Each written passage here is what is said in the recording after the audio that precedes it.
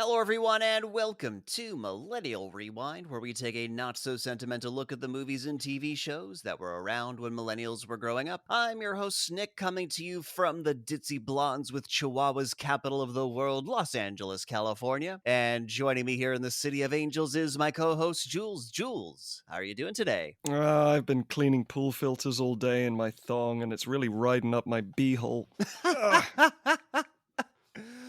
I'm sure the girlfriend's loving that. And joining us from the creepy boss that tries to have sex with you to get a promotion of Southern California, the Inland Empire, is my other co host, John. John, what's happening? You read my goddamn mind with that intro.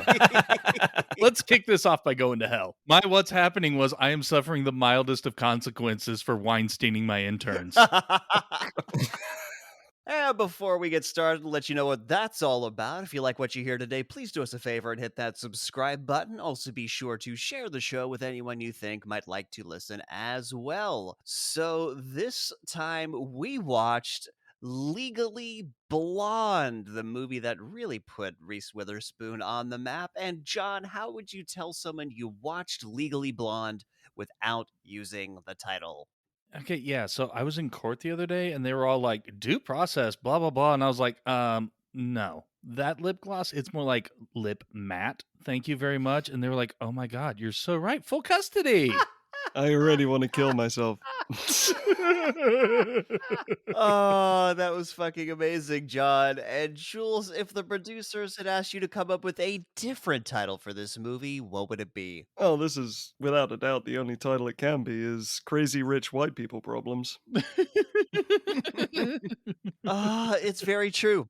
It's very true. These are some motherfucking one percenter problems right here. So, guys, what was your experience with this 2001 classic? Did you see it in theaters? Did you see it at the video store? How'd you watch it for the first time? I don't remember. It definitely wasn't the theater. For some reason, wound up watching it. I don't know if it was a date thing or what. Yeah, I saw it at some point. That's it. Yeah. I mean, of course, being a man's man who burps in public, farts in bed, and can only get an erection while firing a machine gun at communists and Predator, I never watched it. No, I'm kidding. I'm kidding. Of course I watched it. And I'm pretty sure it left me with the delusion that I can do anything because movies like this kept telling me the goals in life aren't obsessively, mind-strainingly, back-breakingly, torturously difficult. So, but it was one of those feel-good movies, you know. It was popular, had some sweet moments, some fun, topsy-turbulent world kind of things, a few uplifts.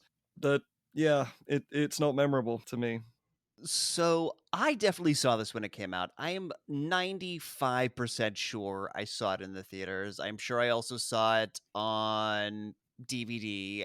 And because I grew up in a very toxically masculine culture, you couldn't like this film. You weren't allowed to like this film. And I recall liking this film, but you couldn't say that because then you were a gay girl and you would get bullied.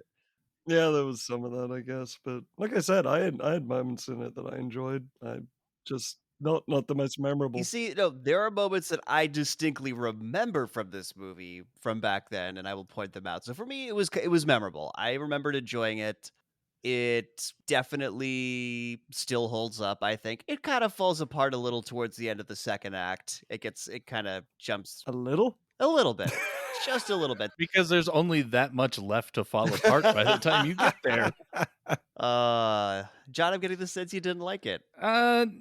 It's more of like Jules was saying. It's an enjoyable enough watch, and then when it's done, that's it. It's not really quotable. There's a few horrible moments that get burned in your brain, and not just the intern almost sexual attack. It's the Weinsteining, yeah. It's even the more unsettling now, I think. I mean, the Weinsteining barely begins, and it gets shut down Yeah. immediately. So that's cool.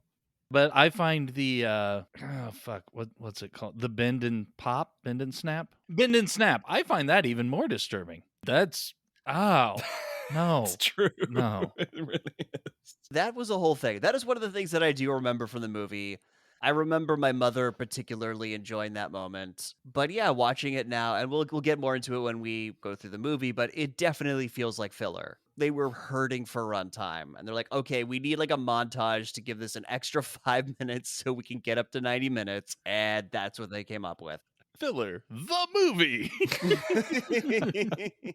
It's become sort of notorious also a little in the Hollywood industry because it's like one of the iconic movies for Snyder's Save the Cat. He basically says this is exactly how a movie structure will look like, according to every audience. And he uses Legally Blonde as one of his favorite examples. The fuck? Yeah, my argument is that she doesn't actually save the cat until like halfway through the movie. No, she doesn't. No, she doesn't, and again, that we'll get into that scene. Of course, audience, yeah, we're just kind of spoiling the whole movie for you right now, but guess what? Deal with it. So this was based off of a novel. Yes. Came out the same year. The producers actually got a hold of it before it was published, based off of a true story, sort of. The author who wrote the novel went to Stanford Law. I'm not sure she went for a boy, but she was kind of, SoCal sorority girl and got a very cool reception there. And it kind of made her doubt her life choices. Can't remember if she went on and actually became a lawyer, but she did write a very famous book that got adapted to a very famous movie. Did the book involve her living in a world of stereotypes too? I'm sure she did. I don't know. We'll get into the stereotypes of the movie. I think they're played in a very self-aware way. Of course. But if this is based on a true story, that's got to be the loosest based on a true story ever. This is not Aaron Brockovich here. No, it's not Era Brockovich. Her original manuscript that she submitted, to like get the money to write a book or whatever, was on pink paper. Oh my So god. that shit in the movie about her turning stuff in on pink paper was actually from there, and it caught the attention. The guy was like, "That's the only reason I read it." I was like, "Who the fuck sends pink paper?" Did she also spray perfume on it, or was that just a thing the writers added? Unclear. Unclear, okay. This also had a brand new director, Robert Luketic, I think is how you pronounce his name, Australian. He had done like one short film, and they were like, "You're the guy to do this MGM feature film," and so he got the job. He did a couple things afterwards, but not anything that's too memorable. Great cast in this movie. I think that's one of its strong points. Reese Witherspoon is really good as Elwood. Luke Wilson's in it, Selma Blair, Victor Garber is in it, and I don't like what they do with his character because he gets a little Harvey Weinstein-y, as we were mentioning earlier. Yeah. Jennifer Coolidge, Stifler's mom, is in it. Mm-hmm. Ali Larter. Ali Larter of lots of things. And Raquel Welch, of all people. Yeah, surprise Raquel Welch. Casual Raquel Welch is casual.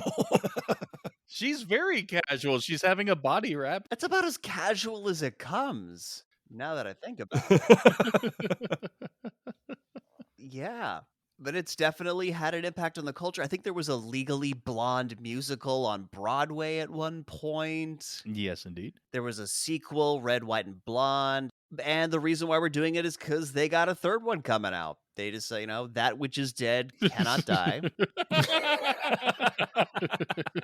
Once you stare into the blonde stares into you.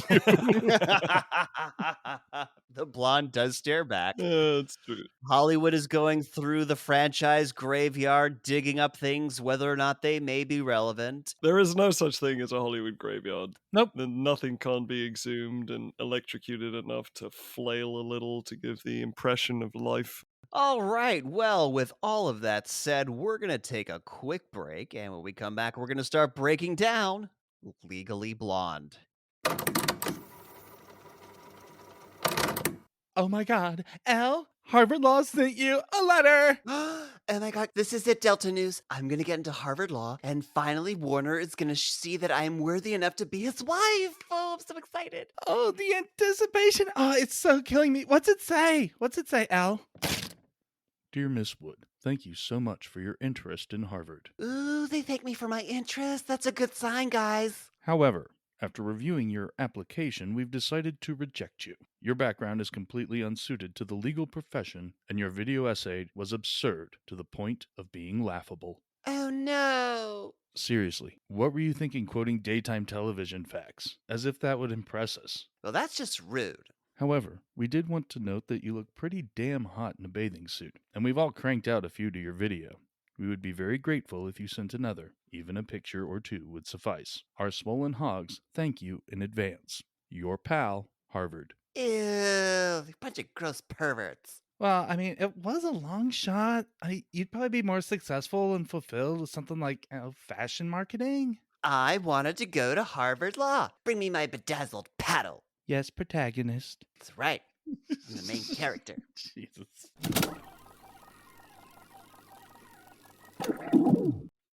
And we're back, and we're going to open up this movie with some early 2000s girl rock and some twee pink opening credits as we see a brush going through some blonde hair.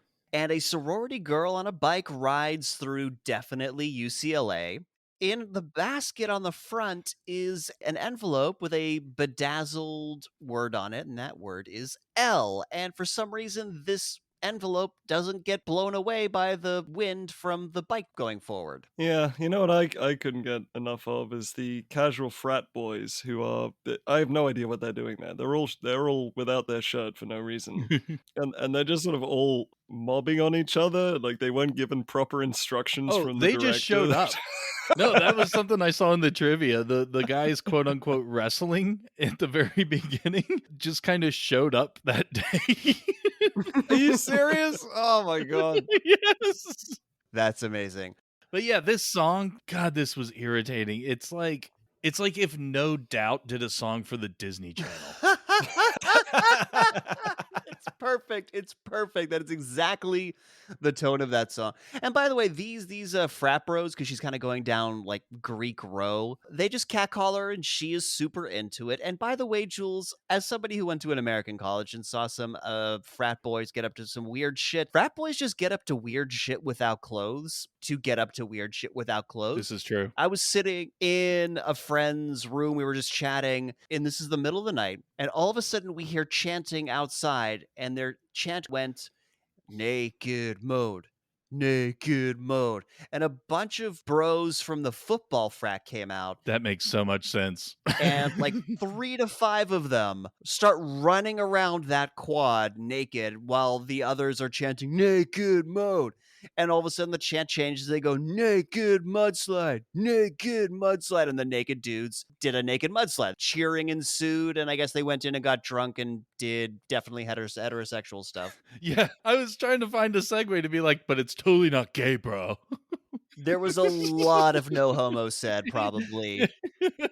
I do have a theory about this frat boys because we do see them later, which we'll get to. Cool.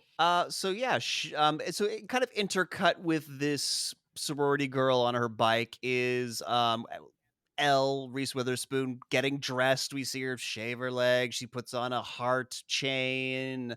Did you spot this bedazzled sorority paddle? Yeah, a bedazzled sorority paddle that lets us know that she is Elle Wood, president of Delta Nu, and she also has a stack of Cosmos in her room, which tells us that she is terrible at sex.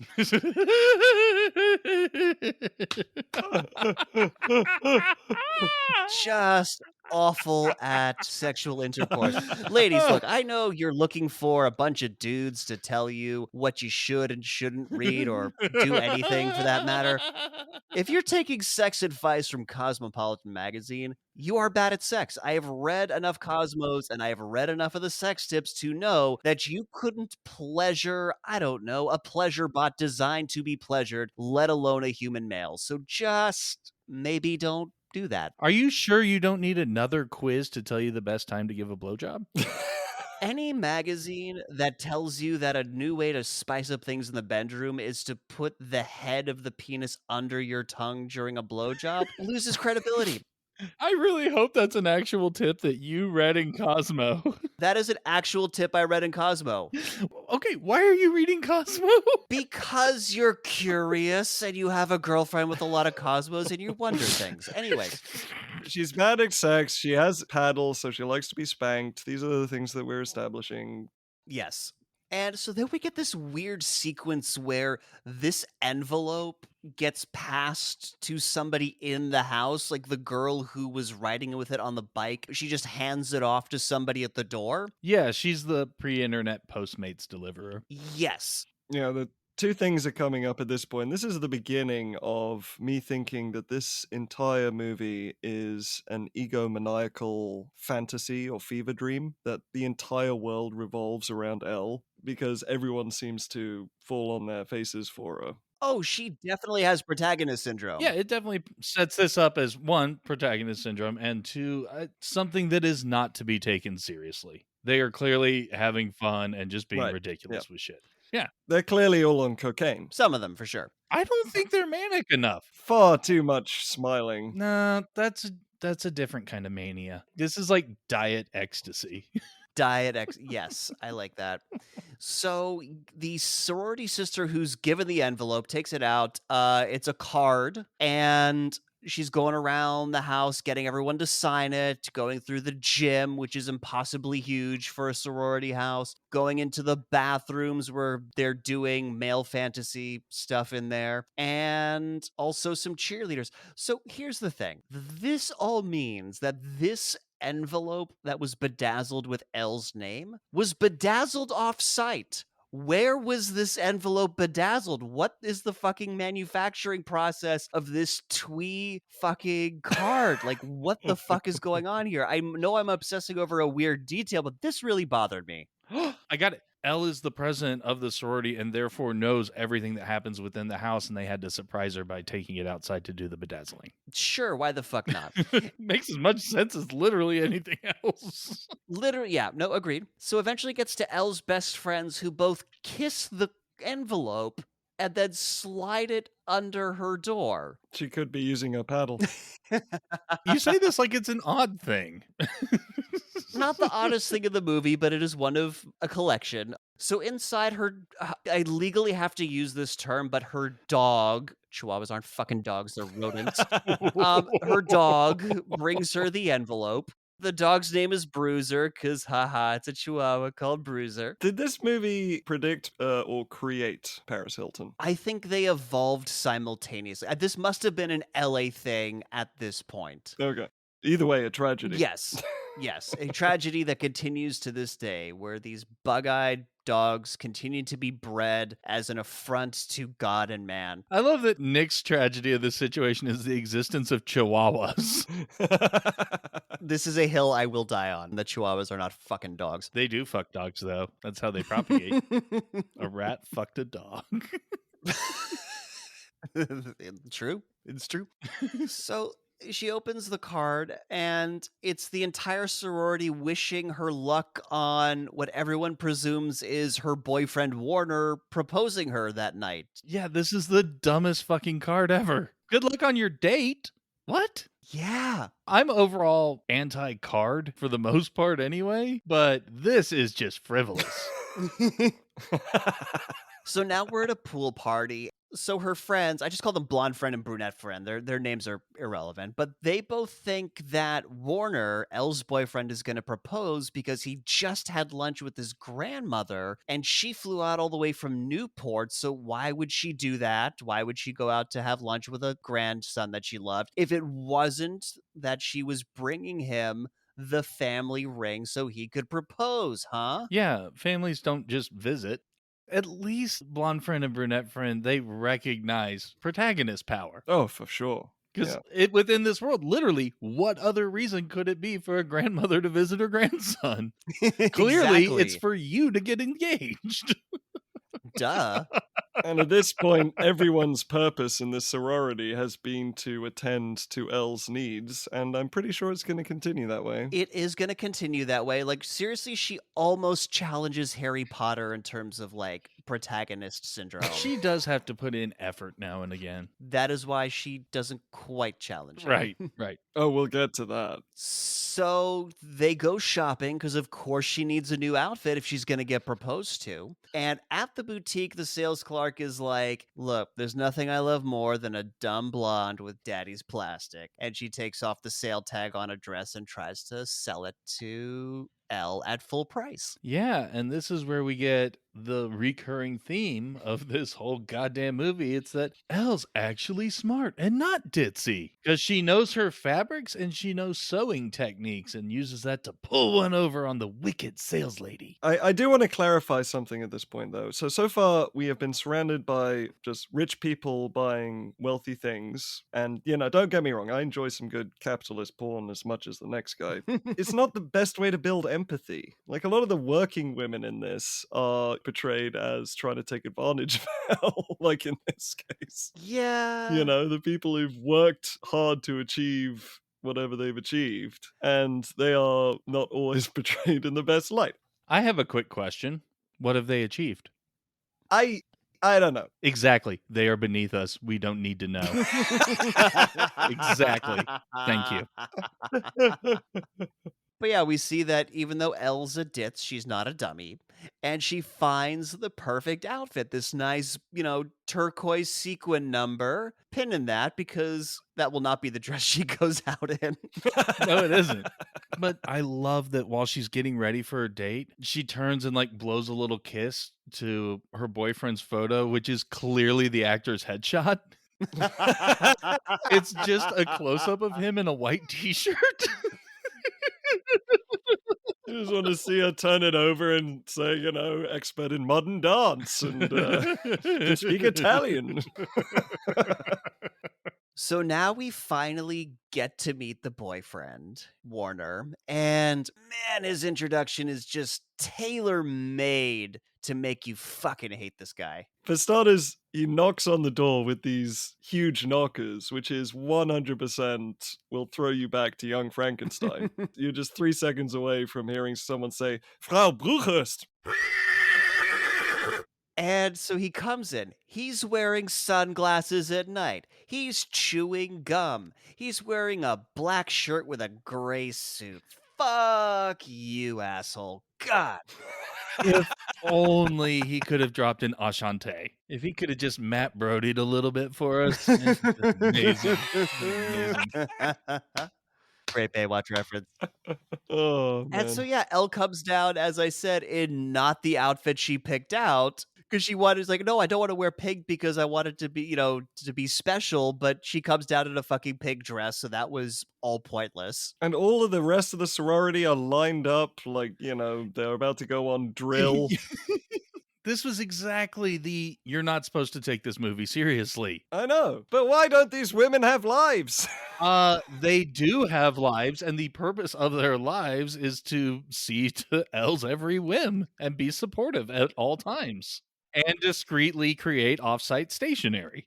I like how these sorority sisters are lined up in age order. You go from like the youngest, maybe around 18, 19, and then you get to blonde friend and brunette friend, and they're in their early 30s. It's the hierarchy, Yeah. It's already, we've got ageism just sort of sliding in there. We'll get to some very problematic word usage later on. Oh, yeah. But yeah, I think Van Wilder was in college for less time than these two women. I'm just saying. And God, these extras, the sorority sisters who don't get lines, who have to pretend to be invested in Elle kissing Warner, it is my everything. Just they're trying their little hearts out to look like they give a fuck. And they know they can't. They can't. And we don't blame you, extras. You did your best with the material you were given. So now we're at the restaurant, and Elle has them toast to us, and Warner noticeably doesn't drink after clinking glasses. We get a classic misdirection where he's talking to her, he's like, I gotta tell you something, and there's this whole buildup, and it's like, oh my god, he's gonna propose, and Elle gets really excited. This is obviously not the sort of buildup that leads to a proposal, though. Well, it starts, and then it gets very obvious that he's about to break up with her, and then he does exactly that. He breaks up with her.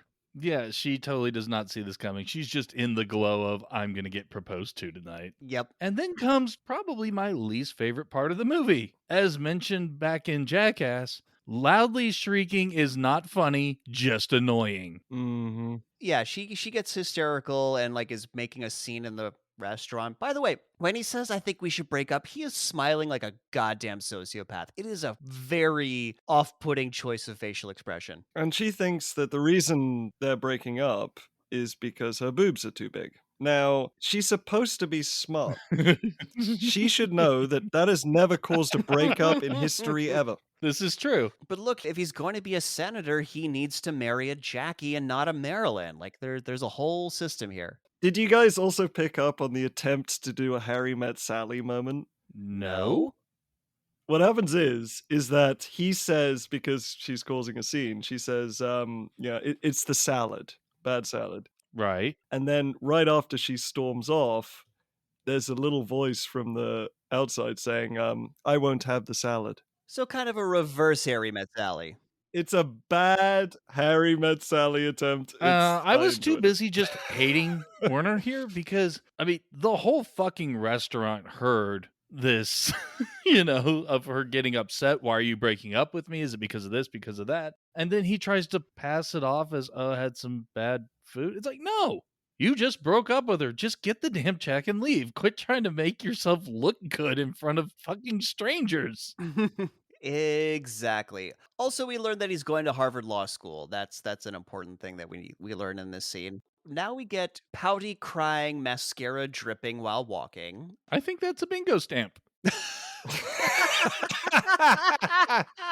Not necessarily the while walking home part, but yeah, the runny mascara cry. Glycerin tears are an uncredited actor in this film. For fucking sure.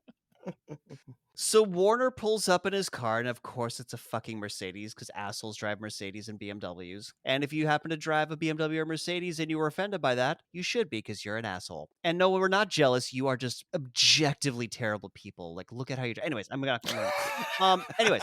so tries to tell her that he didn't mean for things to turn out like this, but he's got to marry someone serious. His family has expectations. East Coast people are different. And she's like, look, I grew up in fucking Bel Air next to the Aaron Spelling. I'm not white trash. In fact, that's probably more impressive than marrying a Vanderbilt. Yeah, my note is, you are not relatable, spoiled rich girl. But that's right after she says the line, everybody likes me, which is the cry of the egomaniac. And it just seems like at this point, this movie was written by someone who thinks the entire world revolves around them. This is a line that only comes out from someone who has too high a self-esteem. I don't want to attribute that to a characteristic of the writer. They're just writing an egomaniac character. Well, if that's the case, it's too egomaniacal for my taste. Well, no, it's fine to hate the character. That's fine. Hate the character, Jules. Don't hate the game. You gotta be relatable. No, you don't. You don't have to. You just gotta be likable. No, it's preferred, but it's not an obligation. So he's like, look, get in the car. I'll drive you home. And she's like, no. And he's like, you're going to ruin your shoes. And that convinces her to get in the car with him. Materialism. Womp womp. Capitalism rules. Capitalism rules. Poor people drool. Exactly. So now Elle is sadly eating chocolate and watching soap operas. So her friends come in and bring her juice, and this moment of consolation is brought to you by Robex Juice, which is a real thing. Oh, really? Yeah, the juice that they bring her is from a real juice company. You can get this in LA and presumably other places. And so they're like, okay, forget him. What's the one thing that makes us feel better no matter what? And apparently that thing is mani-pedis. I went to Anchorman and buy new suits. I mean, it's basically the same thing. Let's go pamper ourselves. Yeah, let's go to the mall. And apparently Brunette Friend is such a fucking regular that she is fluent in what I presume is Vietnamese. She clearly learned it so that she could have a conversation with her manicurist without her goddamn annoying friend butting in. Yes. It's the beginning of a lot of minorities hidden in the background of this movie. It's Hey, for 2001, this counts as diversity. I guess. This is goddamn progressive, all right? Because she doesn't put her down. She learned her native language. It's weirdly it is actually progressive for 2001. Hate to say it. Painful. And so Elle reads in a magazine about Warner's brother marrying a Vanderbilt who's a first-year law student at Yale. And it only now clicks in her head that this is the kind of girl that Warner wants to be with, even though he explicitly said this is the kind of girl he wants to be with 2 scenes ago. And this gives her and this gives Elle an idea, and she decides to bring up going to law school with her parents while she is in a bikini in the pool. And they're weirdly disappointed by this decision. Yes. Honey, you were like Miss Teen Hawaii. I guess they lived in Hawaii at some point, No, and they you've just got all handed her this. the award. They saw a picture of her and was like, "Oh, Miss Hawaii." I did enjoy the line, I mean, I'm always a sucker for a good lawyer joke, and it's for people who are boring and ugly and serious. Yeah, you hear that, my brother, my actual brother in real life? What are you doing with your life? Hmm? Also, pay attention to the dad's martini glass. That will be attached to him for the rest of his life. But yeah, I do question at this point. It's serious and boring, and they don't think it's for her. From what we've seen so far of Elle, she is neither fun nor exciting. She has done nothing fun or exciting yet that we have seen. And she will continue doing nothing fun and exciting as the rest of this I mean, movie she'll tell us continues. about all the fun and exciting stuff she didn't do on camera, but yeah, I get your point. Well, she'll claim those are fun and exciting, but I seriously, there is nothing adventurous, there is nothing substantial, there's nothing. So now Elle is talking to the college guidance counselor. By the way, this college is CULA, so not a real place. And guidance counselors kind of gently try to tell her that there's no fucking way you're going to Harvard Law School. You might have a 4.0, but it's in fashion history. And she's like, "So what are your backups?" And Elle's like, "I don't need backups. I'm going to Harvard. I'm the protagonist of the movie, so God, I wish I had the confidence of a protagonist." Elle knows nothing about the real world. Nope. Well, the counselor's like, "All right, well, to get in, you're going to need, excellent recommendations from your professors. You're going to need a hell of an entrance essay, and you're going to need to get a 175 at least on your LSATs." Which is untrue. Really? What LSAT score do you need to get? Much lower. You can get like 170 or so for Harvard. I mean, of course, different law schools will have different levels, but it's about the top 25% or so get 175 or higher. I don't know, maybe the scoring is different, kind of like how the SATs used to be set at 1,600 and then it was No, I out of went and double 2,100. checked. The top score Oh. is still 180. That is a perfect score. Oh, shit, okay. Yeah, that's going to become really relevant really soon. I do want to point out that the stakes so far for this movie are 0. The stakes are she's not going to get married to her soulmate, and she just knows he's the one. 0. Yeah, oh yeah, we should mention that her motivation for going to Harvard Law School is to prove to this asshole Warner that she is marriage material. Yeah, that she is worthy of him. Fuck this movie so hard. I am slow Seriously. head shaking so hard right now. Okay, but at least like her motivation will change. This will only be a temporary thing, thank God. So again, so the guidance counselor's trying to hit her like, "Hey, look, Elle, this is basically fucking impossible for you." But Elle once judged a tidy whitey contest for presumably the nerd frat, so she can handle anything. Clearly qualified. So her gal pals, blonde and brunette friend, find her in her room with a pile of books about the LSATs, and like, "Oh, the LSATs," and one of them's like, "My cousin had that," kind of implying that her cousin got an STD. She's basically being a walking dumb blonde joke right here. Well, the brunette's also not that bright. She's the one who thought it was an STD. So she's like, "No, I'm going to Harvard," and they're like, "Oh, great, vacation road trip, huh?" She's like, "No, I'm going to Harvard Law School." And the blonde friend, who's pretty dumb in this movie, has a great question here. She's just like, "Why?" And it never gets answered. No, never gets answered. We already Yeah. established the answer to that. Yeah, but it's like it's not a good answer to the question. No, it's not a good reason. Yeah, because Elle basically says she thinks that once Warner sees her as a serious law student, he'll take her back. And that's when the blonde friend gives Elle her lucky scrunchie that helped her pass Spanish. And the brunette's like, "No, you passed Spanish because you gave the professor a lap dance." And she implies that she was lucky to have the opportunity to do that? Yeah, like, I luckily gave him a lap dance. So, like, accidentally? This was the point in the movie where the stupid spoiled whore video playset song from South Park played in my head over and over It again. definitely applies to the friends, yes.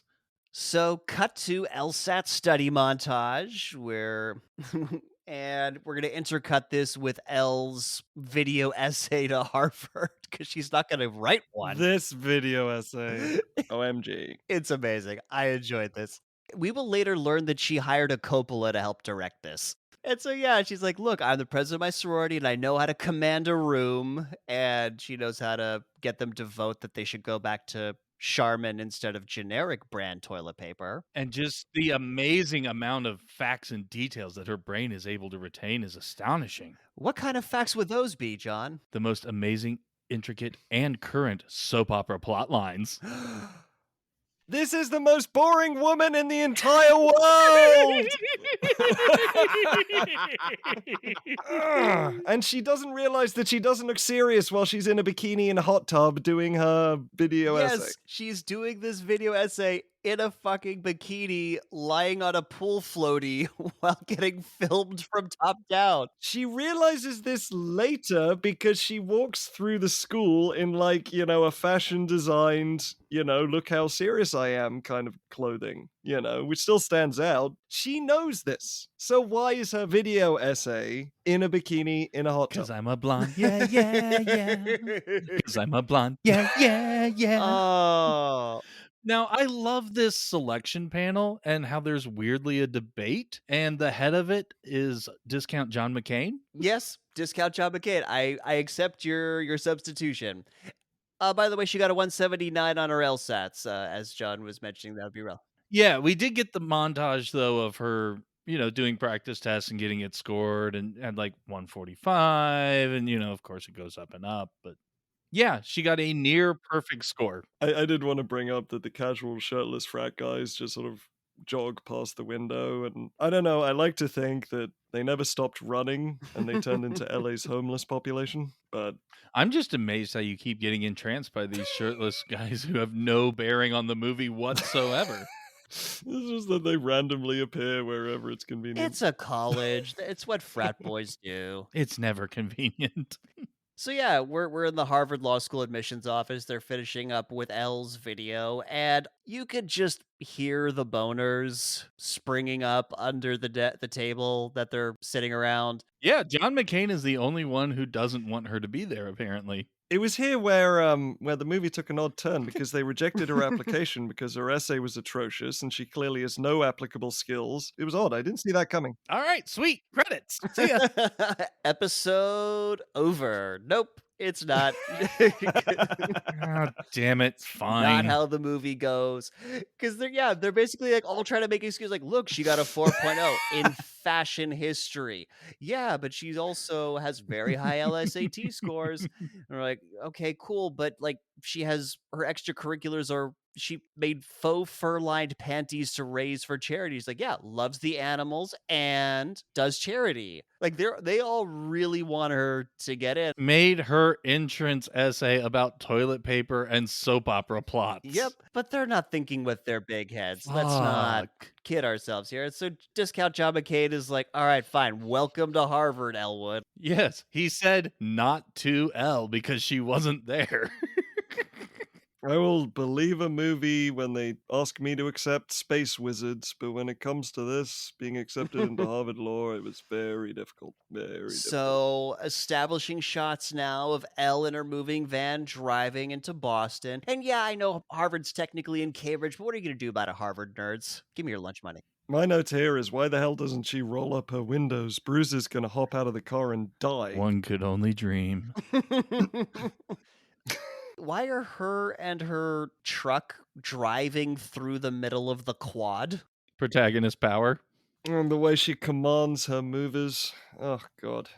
Just My mind blanks. Yep, pretty rich people problems. Yep. And so, yeah, she makes an entrance because she's Elwood and she's at Harvard with a bunch of, ugly nerds. And they come around and kind of marvel at Malibu Barbie arriving. Yes, literally everybody present has to stop what they're doing. to watch her give her dog some water, and she uses bottled water. She uses bottled water and pours it in a mini kiddie pool. That she then leaves there. Well, obviously some dude is gonna come pick it up for her. Yeah, of course someone else has to pick it up. Exactly. This is all this money that you spent on this could be spent on, I don't know, deworming orphans in Somalia, or Why would you feed know. orphans ivermectin? You are fucking cruel. To get rid of their COVID, John. Read a blog. So yeah, Elle shows up to registration wearing pink, and she notices that there isn't a social calendar in her welcome packet. The guy's like, social calendars? Like, yeah, formals, mixers, clam bakes. And this guy just stares at her like, the fuck, lady? Where the fuck do you think you are right now? Oh my god, all these like law students that are, involved in this orientation fucking hate their lives. Their souls have been sucked from their bodies. They hate everyone. And so she asks if Warner has checked in yet, and he tells her to check in with the cruise director on the Lido deck. Yeah, nice little way of saying, oh, go fuck yourself. This is the first moment there's been actual conflict, and proof that not everyone likes Elle. Oh, there's plenty of people who don't like Elle. She's just unaware of that fact. And now we get introduced to some minor characters that will barely matter. They're kind of doing the college orientation thing where you break up into groups and you introduce yourselves. Well, the highlight is David Kidney, because he looks like he's done some shit in his basement somewhere. He's the way he hugs his books. But yeah, he talks about deworming orphans in Somalia, and the way he says it just comes across as, I don't know what really happened in Somalia, but it didn't sound like it was just... Yeah, they play him off as socially inept / I don't know, maybe some sort of disorder, but yeah, that's his personality. You get the radical feminist lesbian who went to Berkeley. It doesn't matter. This whole thing does not matter. It's Yeah. just another chance for Elle to be, the out of place one. Yeah. Like David's around for a bit of the movie. The other people in this group don't even ever fucking show up again. It's a pointless moment. Well, radical lesbian does. It's an important moment for me because Elle is officially irredeemable after she says that her and Bruiser are both Gemini vegetarians. I'm amazed it took this long for her to reach that point for you, to be honest. It was tricky, but there was a glimmer of hope. But yeah, my issues with star signs aside, a dog is not a vegetarian. It can be. You are killing that dog. Oh, yeah. It won't live long, but it can be. Yep. Yeah, so she's killing her dog, slowly but surely. Killing dogs softly with veggies. Killing dogs slowly with veggies. They call this, the save the cat moment. This is literally the killing the dog moment. Yeah, like the opposite. This is what you have the bad guy do. And so she's getting ready for her first class, and the look she goes for to be taken super seriously at this first class is Harry Potter Hugh Hefner. Like a smoking jacket with glasses. Like that's the look. And not even Bruiser is like embarrassed by this. He puts his head under the blankets.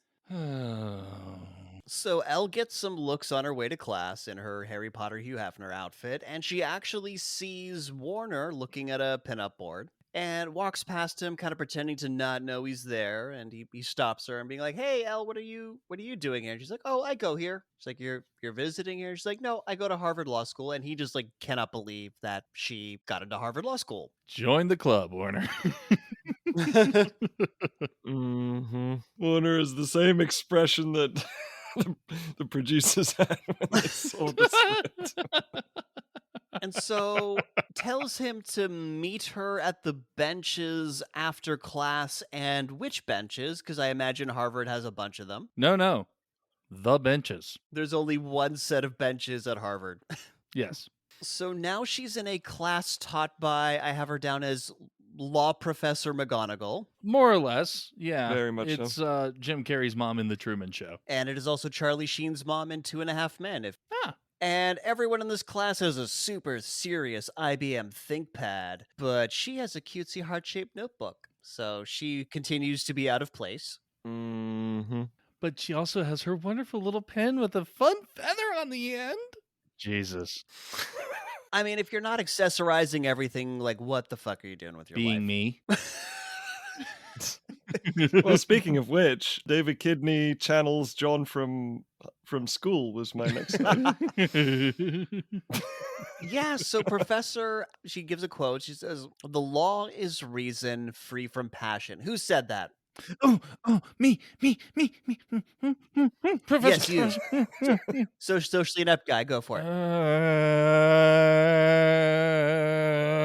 Aristotle. I think he got to it a little faster than that, but we got there eventually. And she's like, "Would you stake your life on it?" What about his life? And when she says, "What about his life?" she smacks her pencil on the head of the only black guy in this class. She commits. That was my note too. She just threatens to kill the only black kid in this class.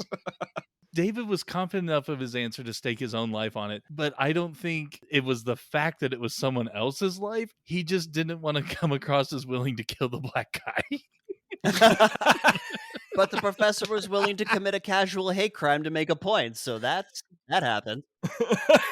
I don't think for the professor it Oh, was man. like racially motivated, so I wouldn't call it hate crime. You still shouldn't hit your students on the head with a fucking pencil in law school. That is the I'm gonna make that stand. I like that it's specifically law school. Which schools is it acceptable to hit your students with pencils? Apparently my high school. One of the teachers smacked me upside the head because I was pretending to inject myself with a syringe in a biology practical exam. A syringe without a needle, but he decided that me just having a little fantasy life in the corner warranted getting smacked upside the head. So, My brother had a teacher that would throw like pens and erasers and stuff at the students. child abuse. Good times. Anyways, the point she made, she says, look, there's a lot of room for interpretation in the law, but there's no room for self-doubt. And by the way, David Kidney, you got that right. So, maybe you'll have a little more confidence in yourself. And supposedly they were supposed to have read something for this class, but Elle didn't know about it. Like almost 50 pages, Is that how law school works? apparently. You gotta do a shitload of reading in law school. Oh, yeah. I know there's a shitload of reading, but like having a reading assignment that you're supposed to be aware of before your very first class, that seems extreme. I mean, I don't know anything as far as law school is concerned, but yeah, I knew people who were going into, different programs and such, and they had work that needed to be completed before class actually started. Yeah. When you're going into those high level, elite sort of programs, yeah. But Elle didn't know, and she gets asked a question, and she didn't get the assignment, so she obviously couldn't answer it. And so Law Professor McGonagall asks Selma Blair whether it would be appropriate for her to kick Elle out because she hadn't read the assignment. And Selma Blair, because she's kind of a bitch at this point in the movie, says, yeah. So Elle gets kicked out. Is this because she knows about the relationship thing, so she can force some tension? Entirely possible, yeah. You need a rival. I'm going to say no. And I mean, it's the movie is very much ham-fistedly creating a rival here. I mean, it's just going to get more ham-fisted with the rivalry very soon. I got to say, I think I'm on Selma Blair's side here, though. Me too.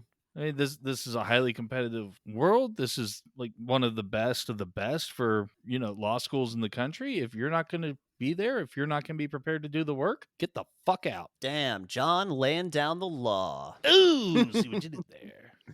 Yeah, so outside, Elle huffily sits down at the benches, and Luke Wilson just happens to be sitting nearby, Luke Wilsoning. Luke Wilson does tend to Luke Wilson in most of his movies, but, it works in this one, I think. Yeah. And because she has the power of protagonist, her loud grunt causes him to instantly come to her rescue. Yeah, he's like, oh, hey, what happened? What's wrong there? And she tells him what happened in the class, and he's like, you got Stromwell. And proceeds to give her advice on how to handle all the professors in all the classes she's gonna have. I like the way this plays out, though, because, I mean, yeah, a bit of it's, this person's really strict, this person you can speak your mind to, blah, blah, blah. But then there's one where he's like, sit in the back of the room because he kind of spits a lot when he gets going on a rant. So, a little bit funny, just nice tips. It's good to brighten her day. Yeah. And I have a theory about Luke Wilson's character in this movie. He is this movie's magical white man. Because he literally, his entire purpose is to help and bolster and prop up the protagonist. He has basically no inner life of his own. He This is is the true. movie's It's true. magical white man. So yeah, she asks him if he's a third year, and before he can answer, Warner shows up. And she's very excited to see him. He's like, "Hey, what did you do over the summer?" And it turns out he got hitched to Selma Blair. Engaged. Engaged, yeah. So clearly they're both morons. Yes, clearly that they're both after this guy. Yeah, he spins this tale of how they used to know each other and just randomly bumped into each other over the summer. At his grandma's birthday party, no less. Yeah, I don't buy that shit. Also, the ring makes a shing noise, just like, so it's clearly one of the leprechauns' gold. I believe you're referring to the commonly heard sound of shininess. Sometimes amazingly white teeth will have this sound as well. Yes. Yes. And this is a big fuck off ring that she definitely flaunts. And Warner calls Selma Blair Pooh Bear, but that's what he used to call Elle.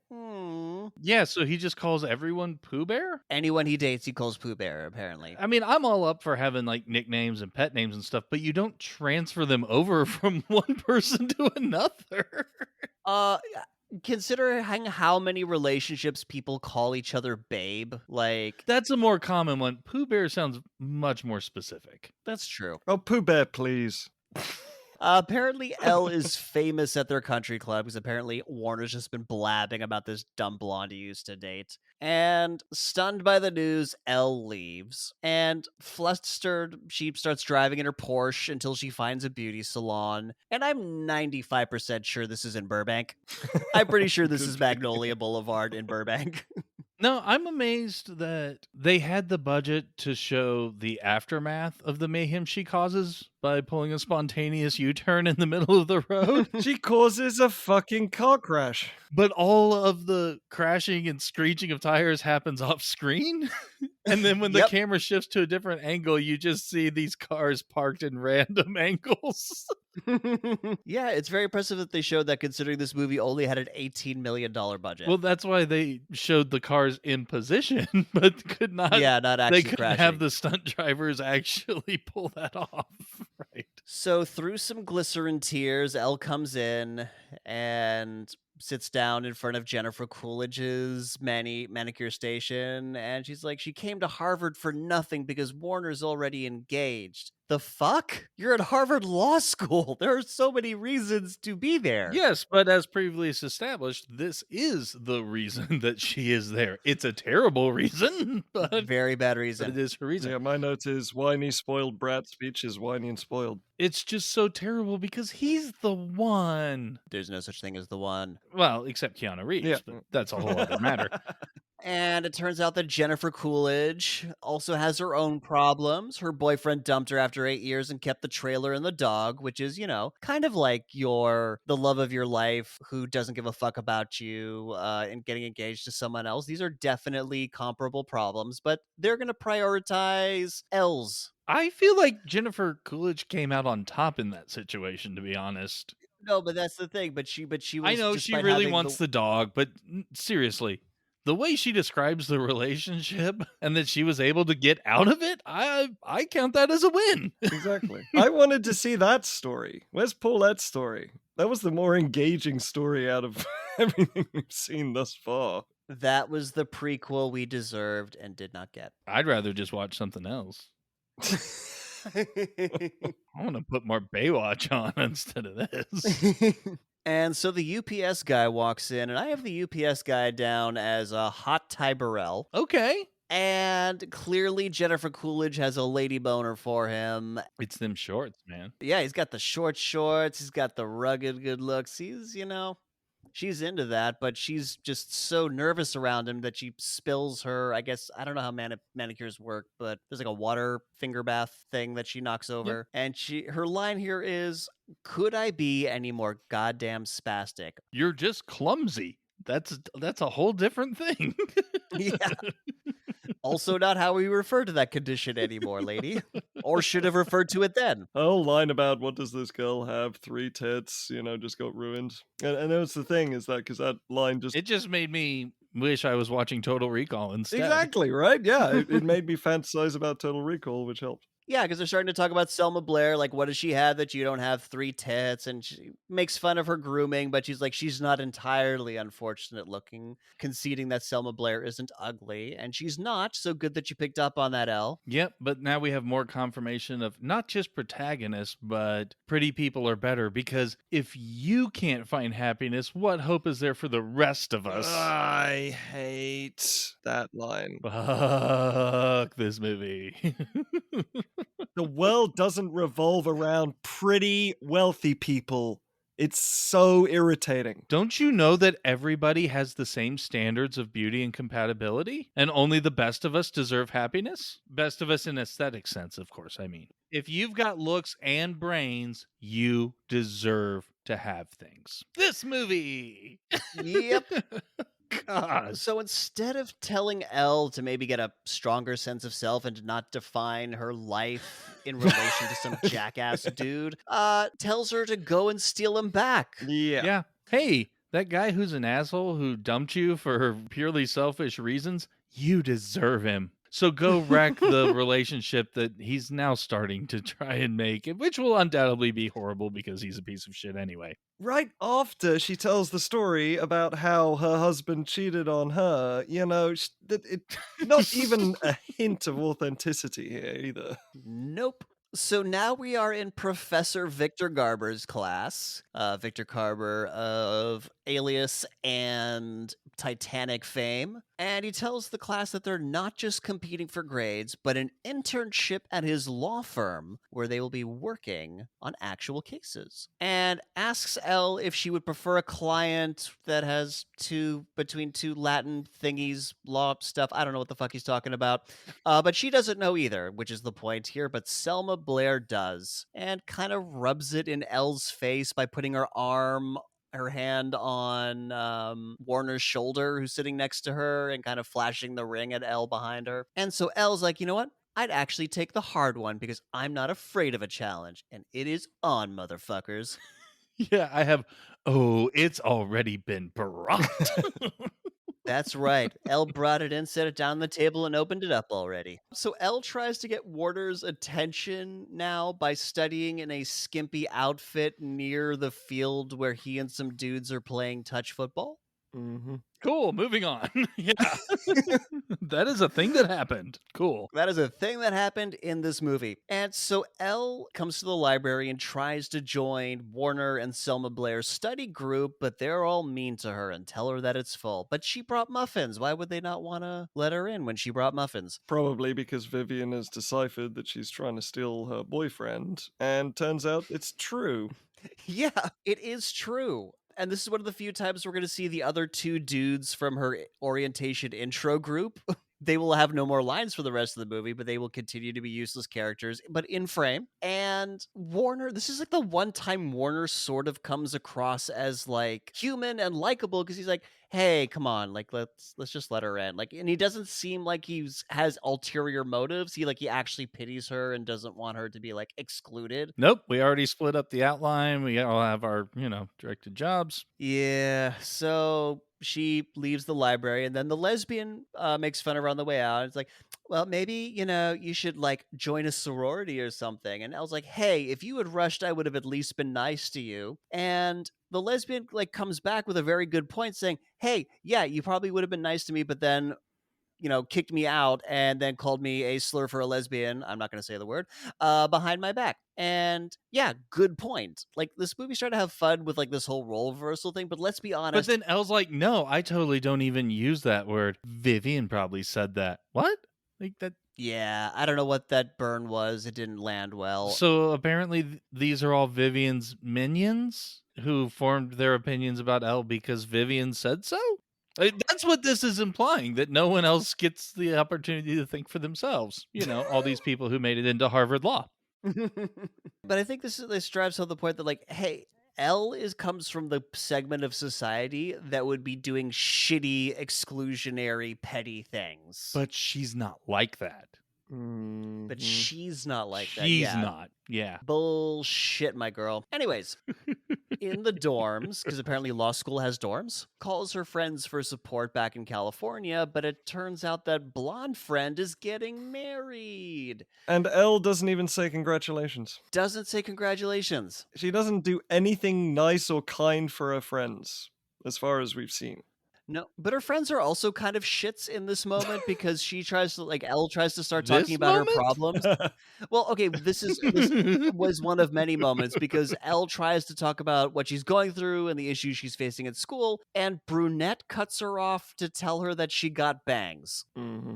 Yeah, everyone's just horrible people. It's no one wants to hear what's going on in anyone else's life. I'm getting married. Fuck you. Don't care. Listen to my problems. Fuck your problems. I got a haircut. Yeah, bangs, and I look good in them. I didn't think I was gonna look good at bangs, but I rock them. So they tell her to get that rock, like break up Warner and his fiance. So outside, Elle hears somebody inviting people to a party and is disappointed to find out that that person is Selma Blair. But Selma Blair's like, yeah, having a party, but it's a costume party. You wouldn't want to go to a costume party, would you? But she would want to go to a costume party. So, hey, here's the address. See you there. I was really hoping it would be the wrong address. I mean, you could clearly see that it was the setup for it's not a costume party and we're just going to make Yeah. this happen so that she looks foolish, but I would have loved the extra step to like send her to a random house. But then you don't get to see her make a fool of herself. which I We would think- because she's the protagonist. We would, but I think for Selma Blair, like if I'm looking at it from her character's perspective, she wants to see Elle be made a fool of in front of everybody else. This is why you send her to a house just like 4 doors down. And then like you could have some people keeping watch and then everyone could watch her make a fool of herself. John, I will not be going to any parties that you send out invitations for. You're in luck. I don't have people over. But anyway, no, they give her the right address to the party and she shows up as a Playboy bunny? Mm-hmm. Yep, a pink Playboy bunny, not a costume party, and Selma Blair like literally spits out her drink when she sees Elle. Good spit take. Yeah. Great that's spit good. take, good job, Selma Blair. Gives her a very snarky compliment on her costume. Elle's like, thanks, I like your outfit too, but when I dress up like a frigid bitch, I try to not look so constipated. Womp, burn. Elle's got some burns. There's a brief moment with the aforementioned lesbian feminist. Basically, she's a horrible person on Twitter. Yes, she is. Because you hear her bitching about the word semester because it kind of starts like semen, so it's a representation of oppressive masculinity. And why isn't it called an ovester? Ovester, yes. She's petitioning to have it changed to Ovester. Jesus Christ. Way to misunderstand the meaning of a goddamn word. Yeah, that's not how Latin works. And do what the sad thing about this moment is, based on true events, this was something that the author of the book experienced at Stanford Law School. This in the rant early that 90s. she's going on? This rant about Ovester, like somebody actually at Stanford in the early 90s. Oh my fucking God. Hey, far lefties, do you know why like people don't take you fucking seriously? Because you do stupid shit like this. Man, I was amazed at it, like how, instantly hateable it made the character, and it was a brilliant moment, but now that I learned that it's real, I'm just saddened. Yeah, be sad. I guess this is what we're doing. We're killing nostalgia just piece by piece like this. I'm sorry, did you not get the mission statement when we started the podcast? Yeah, I know. It's just when it happens, it's just like, wow. I put it in a bedazzled envelope and everything. Wait, I'm sorry, what sense of nostalgia do you have for this movie? None, but I just love the fact that even the small little jokes here and there, just even that gets murdered. It's a nice touch. Anyways, moving on. The feminist lesbian leaves, and now it's just Warner and Elle. Warner starts getting really handsy with Elle as he's talking to her. He's like touching her arm, touching her waist. I'm like, whoa, dude, your fiance is like in the next fucking room, my dude. Doesn't mean you can't explore the 90s erogenous. He's about 2 years too late for that, but hey, better late than never, I guess. That's what a lot of my girlfriends say to me. And so she says that, hey, she's got her sights set on the Victor Gerber internship. And despite the fact that she was smart enough to get into Harvard Law School and got like a 179 on her LSATs, Warner tries to put her down and tell her that she's not smart enough to get the internship. And it finally clicks in her fucking head that she's never going to be good enough for him. So she storms out and she is going to take this law school shit seriously now. How do we know that she's going to take law school seriously? She's going to get in line in the bookstore in her bunny outfit to buy a laptop. Mm-hmm. Shit's getting real. Yep. And Luke Wilson just happens to be in the bookstore standing behind her. And she's like, don't ask. And he's like, wasn't gonna. Doesn't give a fuck. I love that. Wasn't gonna. I don't care. You are not important to me. We met at the benches one time. I don't even know your name. Why the fuck would I care? Because he's the magical white man of the movie. That's why. He just doesn't know it yet. He just does. Do the magical X characters ever know that they are?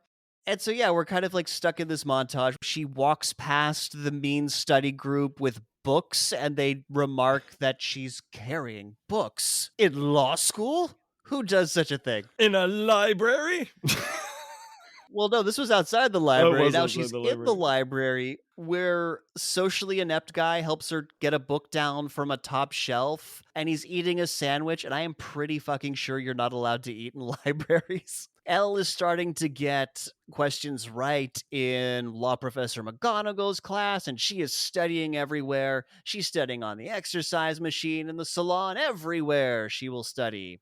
Cut to Elle taking Jennifer Coolidge to get her dog back. Hey, once again, it's filler, the movie. Yes, this subplot. My note here is Elle finally does something nice for a friend for the first time in this entire movie. It is true. She does do something nice for a friend for the first time in this entire movie. Except all this scene actually does is establish that she studied her vocab words.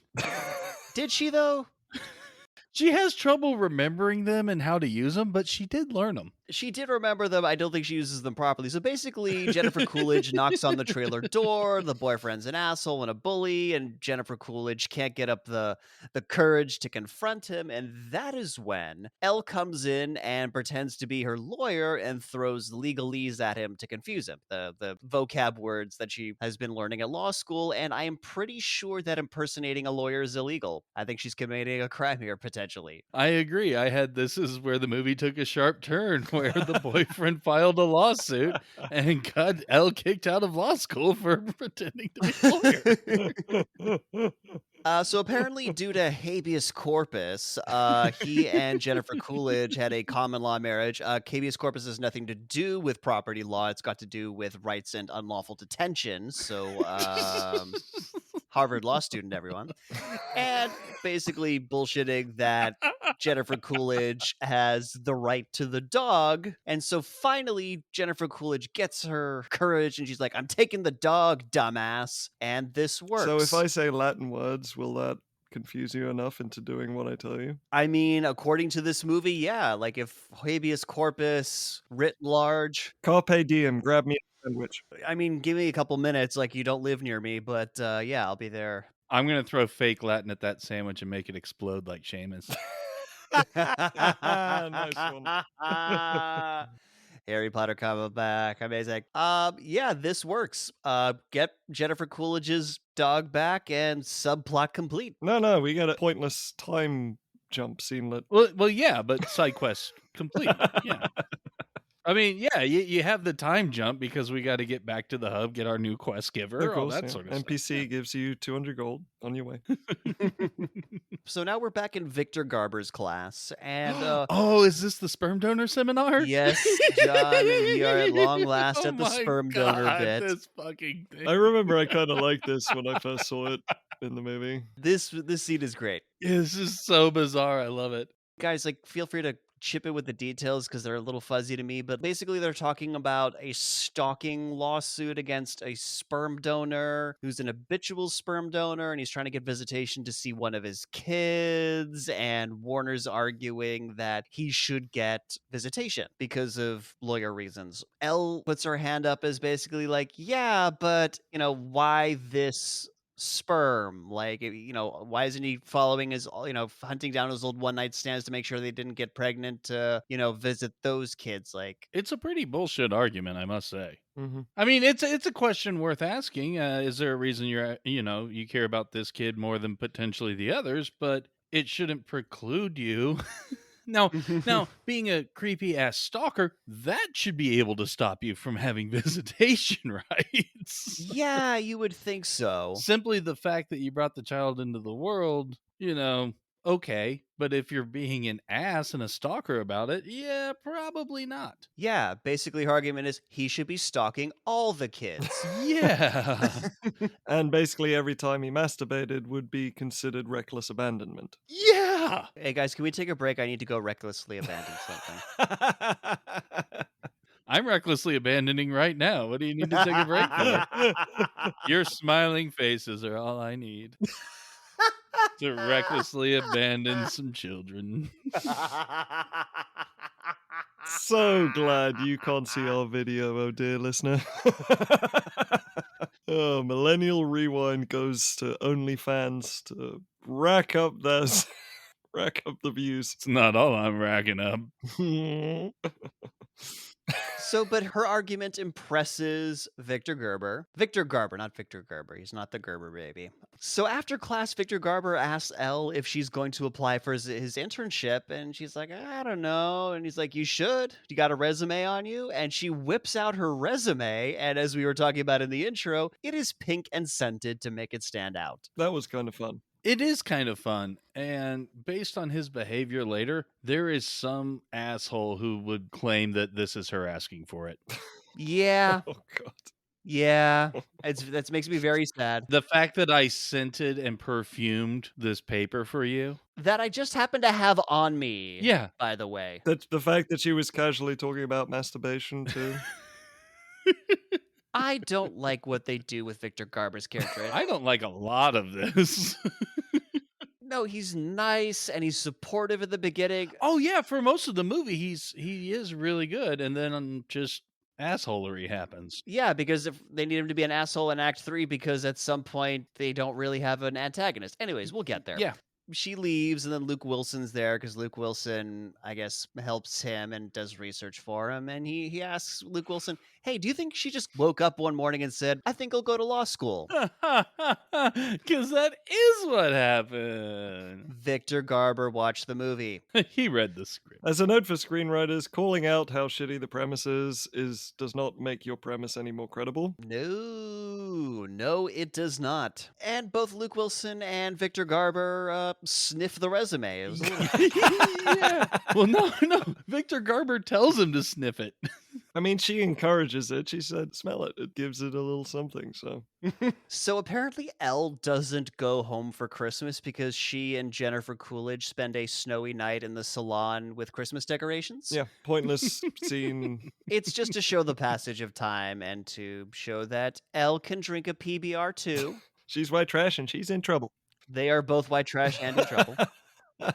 So cut to all the snow being gone, and as somebody who went to fucking school in New England, I promise you, dear listener, the snow has not cleared up by the spring semester.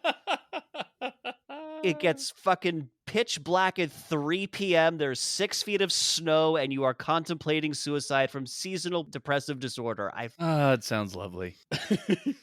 There are so many reasons I live in Southern California. Weather on the East Coast is a big fucking part of it. And so apparently, but we're back at school during the bright, shining New England spring. And Victor Garber's law firm is apparently doing a murder case. And there's so much work that they're even taking on first-year interns to help out. And I immediately reject the premise. Yeah, this sounds like utter bullshit. And even if they were, I don't see the first year interns working on the high profile case that's being led by one of the senior partners of the goddamn firm. Mm-hmm. Yeah, other than like doing filing, Yeah, absolutely they are not doing shit. right. And Vivian's role of fetching coffee. Yeah. She does not get sent out to get coffee. It's stand up from the table and go 5 feet to the wall of the room to pour coffee. The fact is, this internship is only devoted to characters significant to this movie's plot. Yeah, this is true because amazingly, Elle, Vivian, Warner, and super socially awkward, what's his name? No, it's actually Angry Lesbian. Yeah, David Kidney doesn't arrive until later.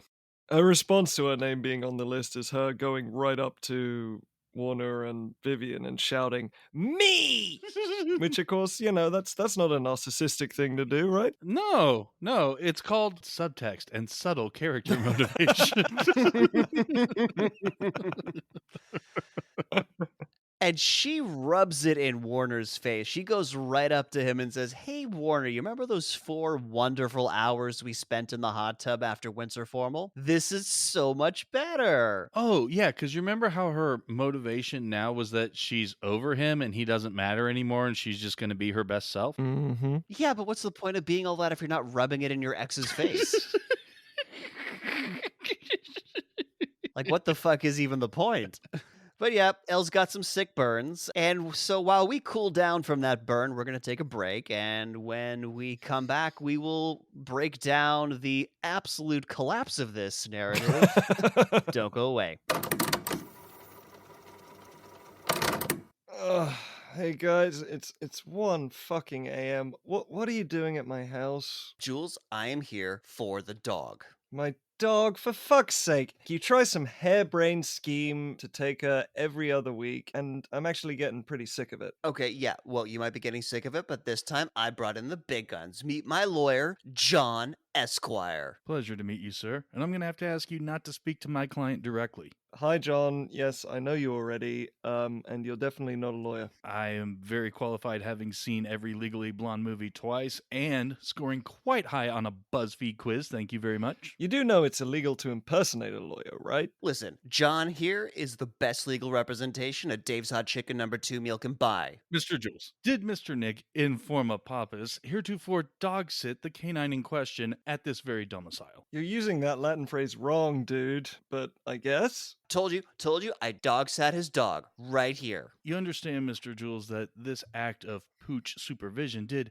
ipso facto create certiorari between you and my client, thereby relinquishing custody of said pooch unto his person. There's literally no case for the Supreme Court to review, so no the fuck it didn't. Sir, if you do not transfer possession and full custody rights of Trixie by the date on this absolutely very legal document, we will be forced to habeas corpus you, and you'll be completely pro bono-ed. Oh, shit, you got lawyered, motherfucker. Boom. Okay, so which one of you wrote this with a crayon on a napkin that I'm assuming is stained with hot chicken sandwich hot sauce? Ain't no rule says I have to answer that question. Okay, I've had enough of this. Get out of here or I'll call my actual lawyer.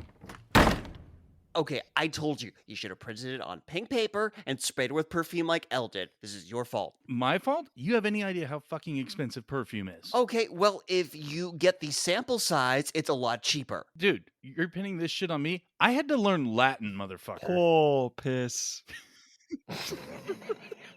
I had to buy you a chicken sandwich. And we're back. So we're at the law firm.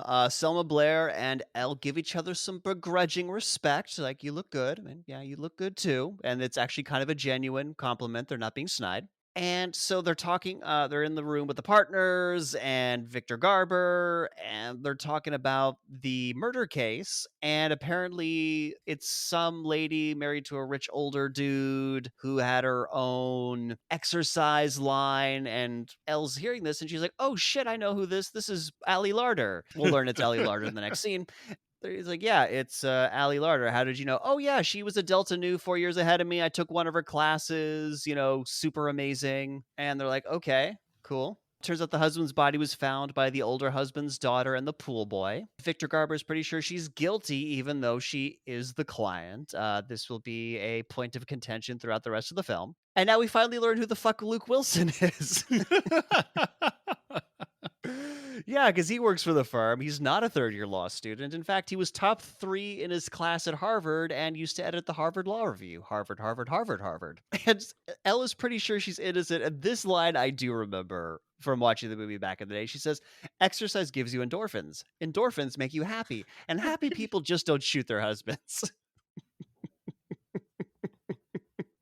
It's a great line. And I don't give a fuck everyone what just anyone has says. the appropriate response of, if you could facepalm with just an expression. Yes, that's Yes. that's very true. Yes, yes, yes. It is implied facepalm. I don't give a fuck. I love that line. Speaking of Ali Larter, we're now in jail with her, and she's telling the legal team she didn't do it. Victor Garber's kind of playing a, hey, like, given the circumstances of like how you were discovered and the age difference between you and your ex-husband, well, ex because he's dead, this is not really going to look good for a jury. So, like, do you have an alibi? And she's like, yeah, but I'm not going to tell you. That is just dumb. Yes. I mean, it's dumb now, and when we learn what the actual reason is, it gets dumber. And she says, look, if you put me on the stand, I will lie about where I was. She will commit perjury rather than give the alibi that would get her off this fucking case. Incredible credibility right now. I know. Don't you just want her to succeed? Doesn't this just endear you to the character? I'm really invested in the success of her case. Again, they don't have to be likable and relatable. Well, they got really nothing to discuss anymore with the legal team, so the legal team leaves. But on the way out, Elle can't help but gush, and Ali Larter remembers Elle from the fucking class she took, and I'm gonna call bullshit on this. Fuck? Of all the classes you've taught in all the fucking places around the country, you remember this one generic blonde girl out of all of them. Well, I mean, if you're calling bullshit on that, I might as well call bullshit on the fact that she says she has a brain just because she could do an impressive high kick. Yes, she's Delta Nu, she took her class, and out of her entire fucking Harvard-trained legal team, at least the first-year fucking law student has a brain. It's so nice to be a protagonist. So fucking nice. Guys, we gotta get in on that protagonist racket. What the fuck are we doing with our lives? I'm being an antagonist, thank you very much. It's a pretty sweet gig. I got a Doom Fortress and everything. I'm being a magical white guy. I'm just... Jules is our lifelong support character, yes. Nick, thanks for playing scenery. Appreciate you. Someone's gotta be the tree. So at the salon, Elle tells Jennifer Coolidge that nobody believes Ali Larter and that Victor Garber thinks she's guilty. And that is when Jennifer Coolidge says a line that you cannot say on television or movies today. It's... Oh, I missed it. What is that? She says, that's because men are big, fat, retort pouches. You do realize we bleep this shit, right? You're going to bleep retort pouches? That's Yes, both times that you say it. So Hot Ty Burrell UPS guy comes in and he's got a package for Jennifer Coolidge. Elle makes sure that we all get the reference. Yep, got it. Thanks. Thanks, Elle. And it's also kind of clear that Hot Ty Burrell is into Jennifer Coolidge. He wouldn't mind her saying something to him. But Jennifer Coolidge can't manage to say anything, so Elle has to sign for the package, and Hot Ty Burrell leaves. And Elle kind of chastises her for not making a move. She's like, why didn't you offer him a cold beverage or a neck massage? And look, I tried this and was immediately kicked out of Wendy's, so, you know. So now we get the infamous bend and snap sequence. Jesus Christ. So this is a technique for attracting a man that Elle was taught by her mom in junior high. Parenting. Because getting a man's attention is all that matters in life. That's right. Now, the bend is, everyone knows this. It's the, oops, I dropped something and let me kind of turn and stick my ass out as I go down to pick it up. How is the snap part supposed to be attractive? Because what you do is violently stand up straight with T-Rex arms? I mean, are your wrists supposed to be pushing your boobs up? What is this? I don't know, but it turns into a fucking thing. Like, she gets Yes, Jennifer it turns into a goddamn class involving the entire spa, and then some random guy, I don't know if he's supposed to be the owner or manager, walks out and he's like, you're doing the bend and snap, gets them every time." Oh, you mean gay Michael Bay? Yes, but that's the thing. Gay Michael Bay just appears to tell them how awesome the bend and snap is. That's his entire presence in this movie. Right, but this is a fucking montage. She's getting them all Oh, up. yeah. It's supposed to be like this weird moment of empowerment because apparently only Elle knows how to attract men with the stick my ass out technique. It's like they tried to have a musical number. It's true. They're trying to have a music video breakout in the middle of this movie. There is that one woman who just starts going fucking crazy and like just flail dancing. Like, I've seen this lesbian porn. It's hot. I've directed this one. I've abandoned some kids to this.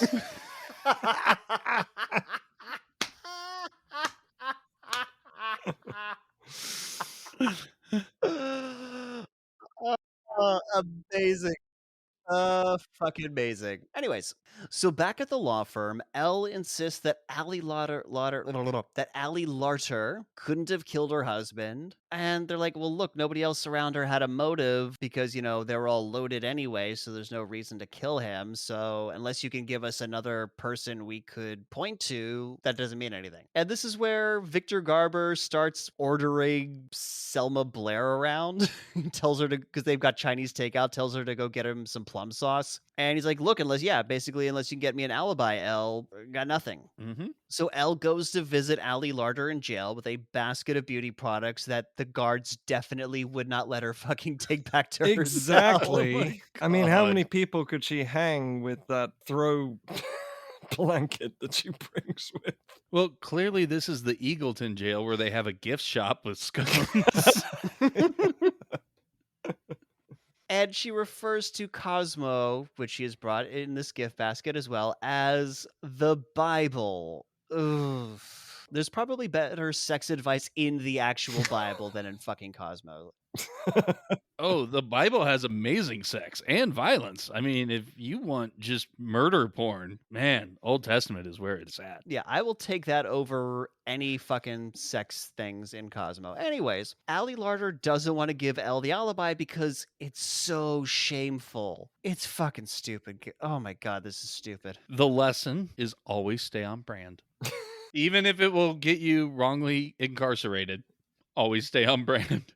Because even though her workout tips and classes have helped so many people lose weight, including Elle, she was getting liposuction at the time. Bump, bump, bump. The most shameful secret that she decides to yell in front of absolutely everyone who's sitting behind her. Yeah, everyone in that jail knows she got liposuction now. Yeah. Instead of, confiding to her attorney who is, legally required to not tell people this. Or sorry, legally prohibited from telling anybody. Just what the fuck? But then she goes on to say she'd rather go to jail for murder than lose her reputation. Bull fucking shit. Not only is she letting a murderer free, but she's actually going to have a life sentence as opposed to telling people she had liposuction. There is absolutely no balance here. Yeah, it's dumb as fuck. I like the notion that this actually happened, and then later the truth came out about the case, and then she got sent back to jail for perjury because she already admitted she would willfully lie on the stand. But here's the thing. She's in jail right now. She knows how fucking shit it is. And she's looking at this and being like, hey, I could fucking do this for the rest of my life rather than live in my nice mansion on fucking Beacon Hill. Fucking stupid. And then she swears Elle to not tell her secret, and Elle's like, I won't tell anybody. And that's also fucking stupid. That's also bullshit. She, right then and there, talks her into giving her alibi because that's bullshit. Well, no, see, she needed the alibi to help convince everyone that Ali Larter is innocent, but now that she knows what the alibi is, she understands just what a terrible, horrible thing this could be if the secret ever got out. Because they're Delta News. Oh, so yeah, back at the law firm, Victor Garber tells Selma Blair to get him some coffee because we need to keep reestablishing that he's making her his bitch or like treating her differently because she's a woman. Oh, I'm sorry, you mean treating her like she's an intern? Yeah, but he's not doing the same thing to Warner. Yeah, no, the case gets, I was going to mention, yeah, treating her like an intern, but it does get brought up that she's the only one who gets ordered around like this. Yeah. So Victor Garber found out that Elle went to visit Ali Larter and gave the name Delta Nu on the guest sign-in. Yeah, claimed that they were sisters and that her name is Delta Nu. Again, movies, you have to show ID when you go into a fucking prison. They have to know who you are. They're not just going to let any random asshole go in there. You can't just give a fake name and go visit somebody in jail. Harrison Ford got to do it in the Fugitive. That's true. It's still just this thing about, Ella's supposed to be smart, and yet she constantly does stupid things. Like, Yeah. the pseudonym Delta Nu, as opposed to Jane Smith. Yeah. Or her own name, since she's on the legal counsel and had already been there before. like, what is this pretense? It's dumb. It's buckets of dumb. And she won't fucking tell them the alibi. If she was a good lawyer, she'd be like, okay, look, here's the alibi. We win the case now. But because she swears that she wouldn't fucking tell anybody, she doesn't tell the alibi. And this is where she immediately got fired from the legal team for incompetence and went back to Harvard in shame. Yeah, no shit. Well, anyways, despite the fact that she won't tell them the alibi, she is going to be entrusted to go to the spa to talk to the ex-wife of the murdered guy with Luke Wilson. Yep, and this is where we run into, as previously mentioned, very casual Raquel Welch having a body wrap. Very casual. And by the way, on the drive over to the spa to see Raquel Welch, Luke Wilson tells Elle that he thinks Ali Larter is hiding something. Oh, like her alibi? Top 3 in his Harvard Law School class, ladies and gentlemen. You went. She blatantly said that she's not going to tell you things. But you know what? Mr. Wilson's got a hunch. Yep. She also calls him a butthead because she's 12 and tells him that he needs to have more faith in people. But he's not wrong. That's the thing. He's not wrong. But this is also apparently flirtation. So at the spa, we meet the ex-wife, Raquel Welch, as we mentioned, and she insinuates that Ali Larter was having an affair with the pool boy, but Elle doesn't believe her because she has icky brown hair. Yep. I mean, we'll later learn that she is lying. And by the way, her lying has no bearing on anything. Do you think this movie was trying to make a case for blonde rights at this point? I don't understand what the movie was doing. It's just trying to pick a few holes in the long-standing dumb blonde stereotype. That's it. That is the entire purpose of this movie. But 2 of my favorite recurring things happen simultaneously in this moment. One, this discussion about brown hair and discriminating against people because of their hair color gets a wonderful time jump because it begins while they're walking out of the spa and then it continues while we're in a car about to get dropped off. But not only that, it continues in glorious ADR. Yes, time jump because we go from day to night. Yes. And Luke Wilson has, we hear his voice, and he pulls up in the car, and his mouth is not fucking moving. It eventually weirdly syncs up, though. I'm not sure how that happened, because... But yeah, massive time jump. I mean, it was just like, I don't trust her because she has icky brown hair. And it's such a weird ass thing to say. He didn't know how to come back to that for at least 6 hours. Yeah, I just like to think there was a long 6-hour pause between those two. Exactly. He's just like, how the fuck do I approach this? And then he's just like, so you discriminate against brunettes? Like, that's the best he can come up with after 6 hours of silence. And she's like, yeah, well, I get discriminated against as a blonde, so I should do the same thing. Which is a horrible mindset. Yes, it is fucking horrible. People discriminate against me, so I am entitled to discriminate. It's a great lesson. That is not how problems get solved. It's a great lesson. That's how we as a species get better. So yeah, as Luke Wilson drops her off back at campus, tells her that, her blondness is a power and that she should use her blonde powers for good. With great blonde comes great responsibility. Yes, love it. Sweet. So I outgrew my responsibility when I was about 9 or 10 years old. I used to be a very pale blonde child. Now I'm a very pale brunette. There you go, you fucking changeling. And so she gets out of the car, and as she drives away, her facial expression lets us know that she's kind of falling for Luke Wilson. And then she walks past socially inept guy getting rejected by a girl. Yeah, it's sort of there's no way we'd ever go out with someone like you. And I get what Elle's going for here. I still don't get why it works. She walks over and pulls how dare you treat me like that? I'm not going to give you a second chance. So what she's going for is to show these women that he can get someone hotter than them. And that he's a good lover. Yeah. Well, no, because it was Oh, no. He treated her like shit after, an amazing time. So they're impressed that he was able to get Elle and really don't care that apparently he's just going to one night stand him. That was my exact note. Like, why are they so into the idea to getting treated like shit? They want a really good orgasm. Just got to get that D, man. That's it. Also, don't you know, girls love bad boys. I mean, it is the female's purpose to just, ride our shafts. So. Also, why does this scene exist? This scene means nothing.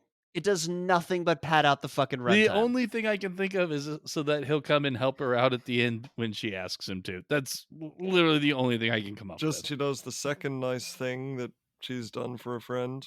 I mean, I guess aside from keep Ellie's secret, but she's more of a celebrity than a friend. But here's the thing, socially inept guy helped her reach a book in the library well before this. He's amenable to helping her. Anyways.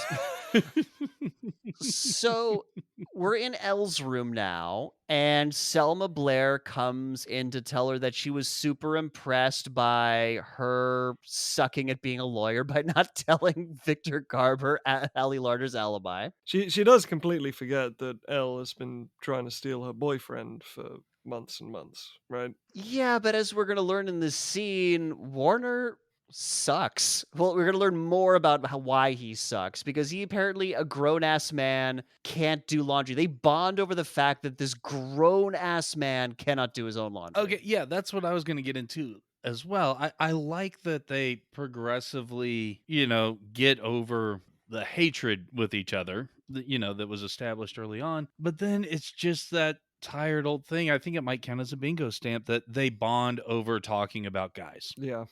That's definitely a bingo stamp. It's sort of like hey, I think standing up and being, good and being yourself, it was just sort of like a way to break the ice so that we could just talk about men for a while. This movie very nearly fails the Bechdel test frequently. Wait, hold on. What do you mean very nearly? How does it come close to passing? Oh shit, are there moments where two named characters who are women don't talk about a man? Fuck. Well, I guess between her and Ali Larter. Yeah, I was about to say, between her and Ali Larter. I mean, except for the whole dead husband thing. That's kind of hanging over the air. But okay, yeah, this movie written by two women very narrowly passes the Bechdel test.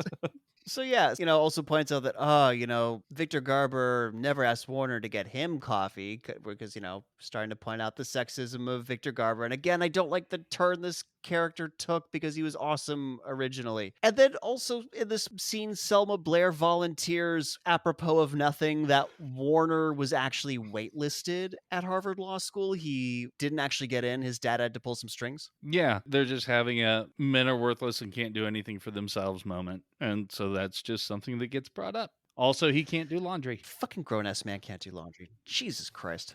So now it's time for the trial. We get some testimony from the daughter, Raquel Welch, and I have him down as Latino Rami Malek, and they all commit perjury.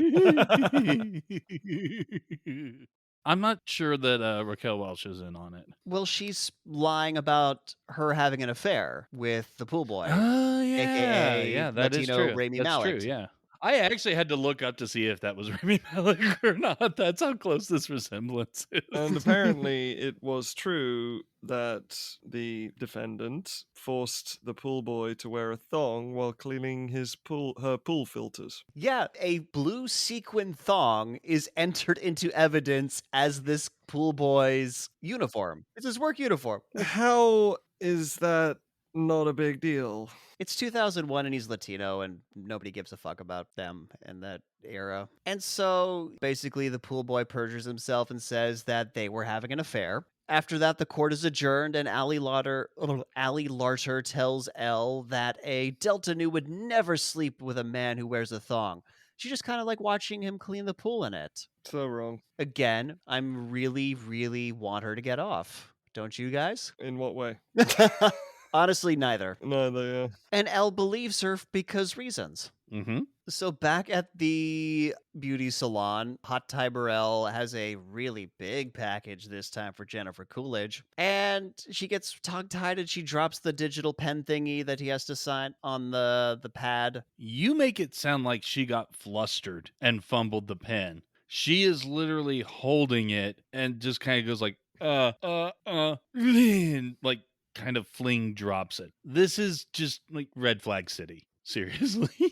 Oh, she purposely drops the pen in a very awkward fashion is what you're saying. Very obviously as well. Got it. Okay. And then just does that really slow and is very awkward trying to do the bend and snap. And it's not funny. It wishes it was funny. It's not funny. It's just off-putting. And she breaks his nose. Yeah, because he tries to lean down to help her at the same time, getting in her way of her snap part of the bend and snap. And so, yeah, breaks his nose. So back in the courthouse, Latino Rami Malek, who we just got to talk about his fucking outfit real quick. Yeah, I take it as like we just kind of cut away and came back. Court got adjourned. More of like they were having a recess is more of what it seemed like. Yes. But he changed his clothes. Did he change his clothes? I Yes. thought he had When this he outfit on. was Okay. testifying, he was wearing a gray shirt and a sport jacket. And now he's wearing this like green scales sequins thing.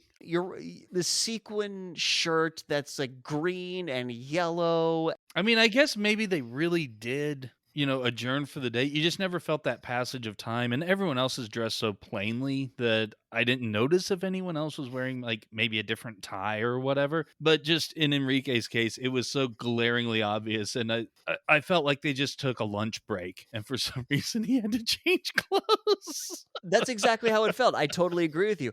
But here's the thing, just because, we need to Latino up this Latino, on the back of this crazy sequined shirt, you have like a Virgin Mary icon, the kind that you would see on a Mexican prayer candle. But he cuts Elle off from the water fountain. And so she gets like really impatient and just kind of like starts tapping her foot. And oh, hell no, you are not tapping at me with those last year or out of season shoes or whatever the fuck it was. Prada shoes. That's important. Ah, yes. Not just that they are outdated. Prada. He can recognize that shit. Yep. And she has a big realization and she bursts into the rest of the defense team. And she's like, they couldn't have had an affair. He's gay. And Ali Larter's like, hey, now that you mention it. Oh, by the way, Ali Larter has also had a fucking costume change. She isn't in that crazy newspaper blazer that she was in previously. She's in like a gray dress thing. Okay, so again, just the weight of time was not given. It was not given at all. And Ali Larter mentions that she found a share tape in the pool house one time. So, I mean... Oh, you gotta just love the layering of the stereotypes. It is through her knowledge of gay stereotypes that she finds a breakthrough in this case. Yep. Only gay people are allowed to know fashion, listen to Cher. I mean, Calvin Klein and Ralph Lauren would disagree with that. Really? They're Cher fans? I didn't know that. I'm sure they are Cher fans too. But Victor Garber doesn't believe her, but it's very clear that Luke Wilson does. Yep, he is there to magical white man this. He's gonna magical white man the shit for her, and he's like, "Don't worry, I got this." And so Victor Garber asks the pool boy an innocuous question, but it's very casual. He seems to think it's sufficient to discredit the pool boy. Luke Wilson comes up, he's like, look, let me just ask him a couple questions. And basically tricks him into admitting that he's got a boyfriend. Yeah, he just gets him to do some rapid fire, quick and easy answers. Where did you go on dates? How long have you been having an affair? What's the name of your boyfriend? Chuck. And someone held up a sign because obviously the people who go to watch court cases are a live studio audience because they get their oohs and gasps in. I mean, court shows like Judge Judy and stuff don't have reactions from the people watching it. And then, so the pool boy Latino Rami Malek tries to backtrack, and he's like, no, Chuck's just a friend. I thought you meant, oh, like, who's your friend? And Chuck is apparently in the gallery, and he like gets up all offended, like, you bitch, and like, Because we didn't have enough stereotypes yet. no, we needed some more. Can never have enough. Surely Chuck, if he's there and dating this guy and sees him lying about an affair with a woman, surely he's in on the perjury. Yeah, I was really uncertain about Chuck's role in this whole thing. Or if he's not in on the perjury, he's now bearing witness to what a shit person Enrique is. But this is the straw that broke the camel's back for him. And so Elle appreciates that Luke Wilson believed her.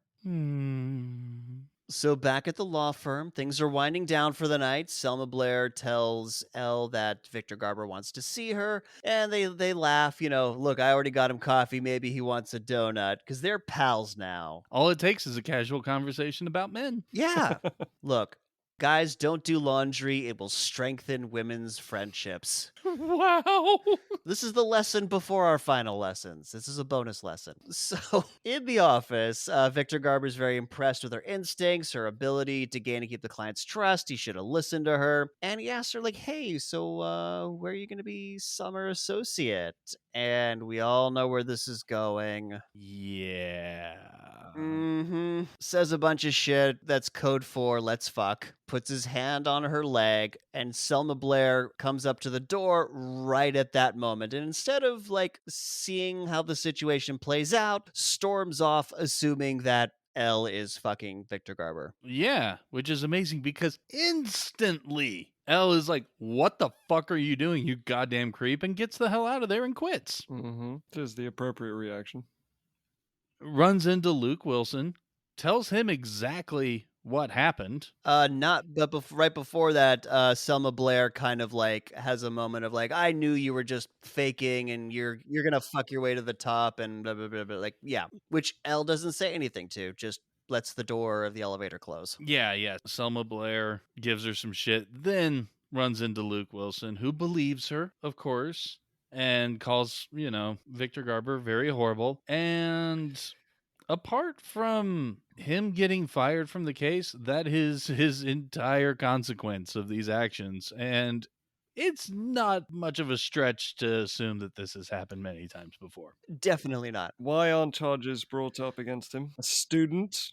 A colleague? It's just completely ignored. Exactly. This is why my how you doing was I am facing the mildest consequences possible. He lost a client. Again, I don't like what they did with Victor Garber's character because Victor Garber was awesome, and Victor Garber doesn't play assholes. He's usually a good guy. Yeah, he's usually pretty goddamn awesome and nice and sweet and understanding. He's typically the voice of reason in most situations. Well, I mean, I have no honest. trouble with that. I mean, subverting expectations. It's just it didn't come across as like this was. No, subverting expectations is wonderful. That's how you got Denzel Washington in Training Day. Holy shit.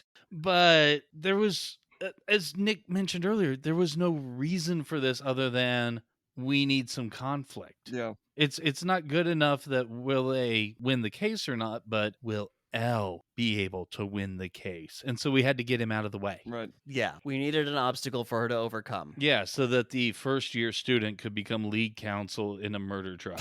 Awesome. I mean, I announced early on you shouldn't be taking this too seriously, but damn, this stretches incredulity. Like I said, starting in the second act, the plot falls apart. Point of order, you're presuming there was one there to begin with. There was somewhat of a plot for the first There half. was a semblance, yes. So yeah, bumps into Luke Wilson in the hallway, who's basically like, look, you can't quit. She's like, look, I'm not meant to be a lawyer. I just got here because of my looks. Nobody's ever going to take me seriously. Like, this is not who I'm trying to be something that I'm not. And he's like, hey, maybe you're trying to be somebody that you're supposed to be. Do you ever think of it that way? And she's like, nope, she's leaving, packs up her stuff, goes to say goodbye to Jennifer Coolidge, and like cries, like, everybody's always just going to see her as a blonde with big boobs. And no, they're not. Your boobs are not that big. I was about to say, Reese Witherspoon is not that busty. No, she's not. She's like this internship for the first time in her life. Somebody expected something more from her than being a Victoria's Secret model. Also, like, look, Reese Witherspoon's cute and all. I don't see her as a Victoria's Secret model. Yeah, the movie just keeps making these claims about her body that's not true. I don't think there's anything wrong with her. I think she's very pretty, but just no, not the way she's being described here. No, this was written for a much harder lead actress. And she's like, yeah, Callahan, Victor Garber, never saw me as a lawyer, just a piece of ass. And man, there is a saying that just came and went for a hot second in the late 90s and early 2000s. And that's when law professor McGonagall turns around from her dryer chair and says, if you're going to let one stupid prick ruin your life, then you're not the woman I thought you were. Pep talk ex machina! And then she leaves. And then she leaves. Exactly. Pep talk ex machina. The worst encouragement speech I've ever seen in any movie ever. Drops the mic. Is she done with the dryer? Is her hair done? It is Elle's world. Everyone else is there to support her. She just magicked her damn ass into the salon. Then she turned into a cat and left. Yes. So in jail, Selma Blair and Luke Wilson are talking to Ali Larter. They reveal that Elle quit because Victor Garber hit on her, and now Selma Blair feels terrible for being a dick to her. I should have actually let her talk. Shoot. Yeah. Or just literally stayed by the door for a fucking second and a half. Look, we know this movie is not above contriving conflict, but don't worry, Luke Wilson has a plan to fix all this up. Back in court, I just need to make sure I read my notes here correctly. Ali Larter fires the top defense attorney in the state to be represented by a first-year fucking law student. I think I got that right. Ain't no rule says you can't do that. I say we let the dog decide. Yes, does Bill Cobbs come in and settle this damn thing for us?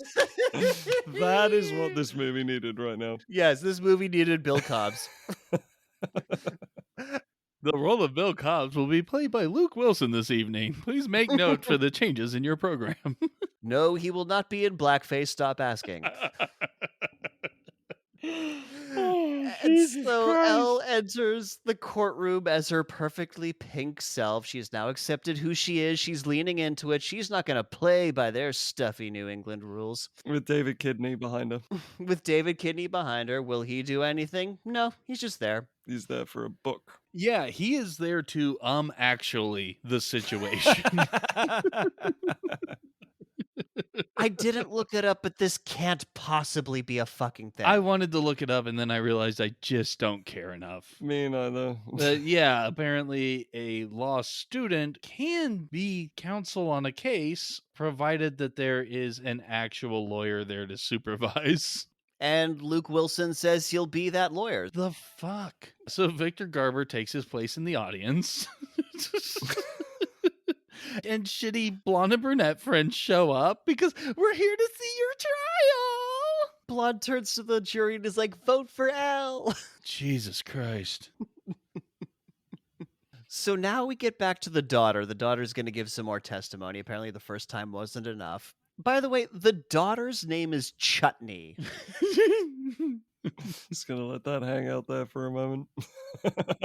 Call her fucking condiment. Call her French's yellow. Jesus. Look, I don't like to rag on white people, but stop calling your fucking kids food and condiments. Jesus Christ. You gotta have a last name which is a location in London, Kensington, like Vivian. Chutney Kensington Esquire, at your service.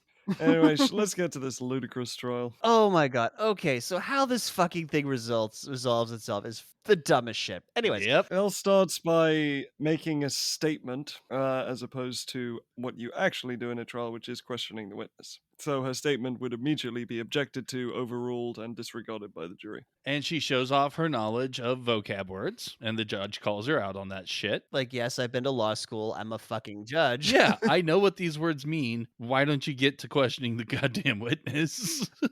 So I'm not going to go through like the back and forth because this moment takes fucking forever. At least it felt like forever. Basically, they never found the murder weapon. The daughter tries to insinuate that Ali Larter stashed it. Luke Wilson assists her by objecting to speculation.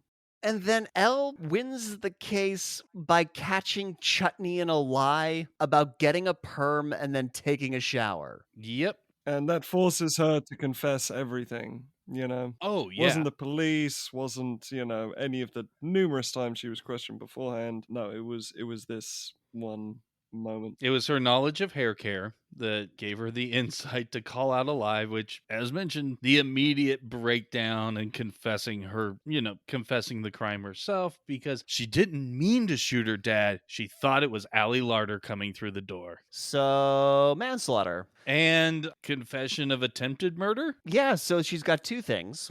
But movies keep thinking that confessions happen in court like this when it's like just the rarest thing ever. They've been deposed numerous times. Yeah, but we're hitting a 90-minute runtime here. Gotta wrap this shit up, basically, is what the movie's saying. So she's arrested, the case is dismissed, and basically, as long as all of Elle's cases going forward involve beauty and fashion knowledge, she's gonna do just fine. Yeah, pretty much. And her knowledge of gay stereotypes. Yes, her knowledge of gay stereotypes. And so outside the courthouse, the courtroom rather, Warner tries to opportunistically get back together with her, tells her that he loves her, and she's like, she's waited for so long for him to say that, but if she's going to be a partner at her top law firm by the time she's 30, she needs a boyfriend who's not such a complete bonehead. This was a reshoot. Really? Test audiences were upset that there was not sufficient closure between them. Interesting. This was originally not supposed to be there. Neither apparently was the graduation scene. It helped that we jump a few years into the future, because now Elle's graduating law school. Do we jump there, or does she walk into a blown out grainy void as she exits the courthouse and then... Okay, fair enough. But yeah. So no, this was also a last minute addition. I don't know how. I guess it was supposed to just end with them winning the trial originally. But Reese Witherspoon was busy making something else. I forget at the moment. So she's wearing a wig, and Luke Wilson is wearing a wig because he had his head shaved for Royal Tenenbaums at this point. Huh. And this is why all the shots of everybody, they're separate because they were all off working on other projects, and they just were able to shoot whenever they could work them in and edit it together. That's crazy. Dad has his martini clause. I was about to say, yep, and Dad is still drinking. He showed up for graduation with a goddamn martini in his hand. And because we haven't had enough protagonist power, of course Elle's the valedictorian. Well, she's not the valedictorian. She got voted to give the speech. Oh, I thought that she was best in class. Nope. Okay. This was a popularity thing. All right, fine. But she did get into a top law firm, a Boston law firm, so she will continue to lawyer. This is true. And gives a very generic speech. With a final stamp on the bingo card, because every graduation speech in TV and film has to end with, "We did it!" My high school graduation, our class speaker literally began his speech with, "Well, I guess I'm supposed to say we did it, right? That's what you're supposed to do in these sort of things. But we did what? We're only just now getting started." Like, the actual graduation speech began with calling bullshit on that trope. That's amazing. And she completely misunderstood the Aristotle quote, by the way. That was a nice cherry on top of things. Wait, how did she misunderstand the Aristotle quote? Talking about it as the passion to learn law when that's not what Aristotle was referring to at all. He was talking about the actual law process itself. Then we get the Deus Ex subtitle resolution. Yeah, we get the Animal House, Breakfast Club, American Graffiti close. So Selma Blair dumped Warner and is now besties with Elle. Warner graduated without honors, without a job offer, and without a girlfriend. So he's got to go back to Newport in disgrace with a fucking Harvard law degree. I honestly don't know how he's going to be able to make it in life. Jennifer Coolidge and UPS guy got married and had a kid. And Luke Wilson quit Victor Garber's law firm, started his own firm, and has been dating Elle for 2 years. And he's gonna propose tonight. So she's gonna get married after all. And absolutely no mention of anything that happened with Victor Garber. Nope, it's Victor Garber or her friends, by the way. Nothing about her friends. We didn't know anything about him anyway, other than one got a haircut and the other was getting married. Or a socially awkward guy who, like, showed them the rules about dogs being able to be lawyers. Like, he didn't get a little blurb either. He went back to deworming Somalian orphans. Sure, why not? And the song that started the movie plays us out. So yeah. Credits! Yay! Movie's over. That was Legally Blonde. But before we go, as millennials, we know that every movie and TV show has a moral. So, Jules, what did you learn today? You should never judge someone by the color of your hair. You should judge them by the school they go to, their intelligence, their money. In fact, treat all poor and unintelligent people like trash! And John, what did you learn? I learned that I am a discredit to my gender due to the fact that I can do laundry. You fucking disgrace. Motherfucker. And I learned that I could probably go to Harvard Law School. Feeling pretty good about my chances after watching this movie. You got this, dude. All you need is a montage and a girlfriend who doesn't think you're good enough. Well, the entire female gender doesn't think I'm good enough, so that should be extra motivation. And before we go, of course, we need to tell you what we're doing next time. So, John, what do the folks at home got to look forward to sinking their teeth into? Sinking teeth is quite apt because we talking dinosaurs with Jurassic Park. Oh, yeah. Oh, it's such a bloody beautiful movie. Oh, I'm sure we're going to find plenty of things to rip apart. We're all going to keep jerking off to John Williams at the very least. Hell yeah. Oh, we'll be abandoning so many children. Very true. And John, do you have any reviews to get our DNA sequenced for next time? Oh, of course I do. All right, so this comes from the Globe and Mail. Perfectly passable kitty escapism. It has a thrill or two and a chill or three, but it has no poetry, little sense of wonder, no resonant subtext, Jungian or otherwise, no art. When it's over, it's gone, extinct. Because you know how no one carried memories of Jurassic Park with them, as opposed to this gem that we just finished discussing. Yeah, Jurassic Park just came and went, didn't it? Mm-hmm. Such an unremarkable film. And that's our show. If you liked it, please subscribe. If you loved it, please share it with all your friends. And whether you liked it or loved it, we'd appreciate it if you gave us a 5-star rating on Apple Podcasts or wherever you can to help others find us. Also, be sure to like our Facebook page and follow us on Twitter and Instagram. Links to all of that are in the show notes. Thanks for listening, and we'll see you next time for another episode of Millennial Rewind.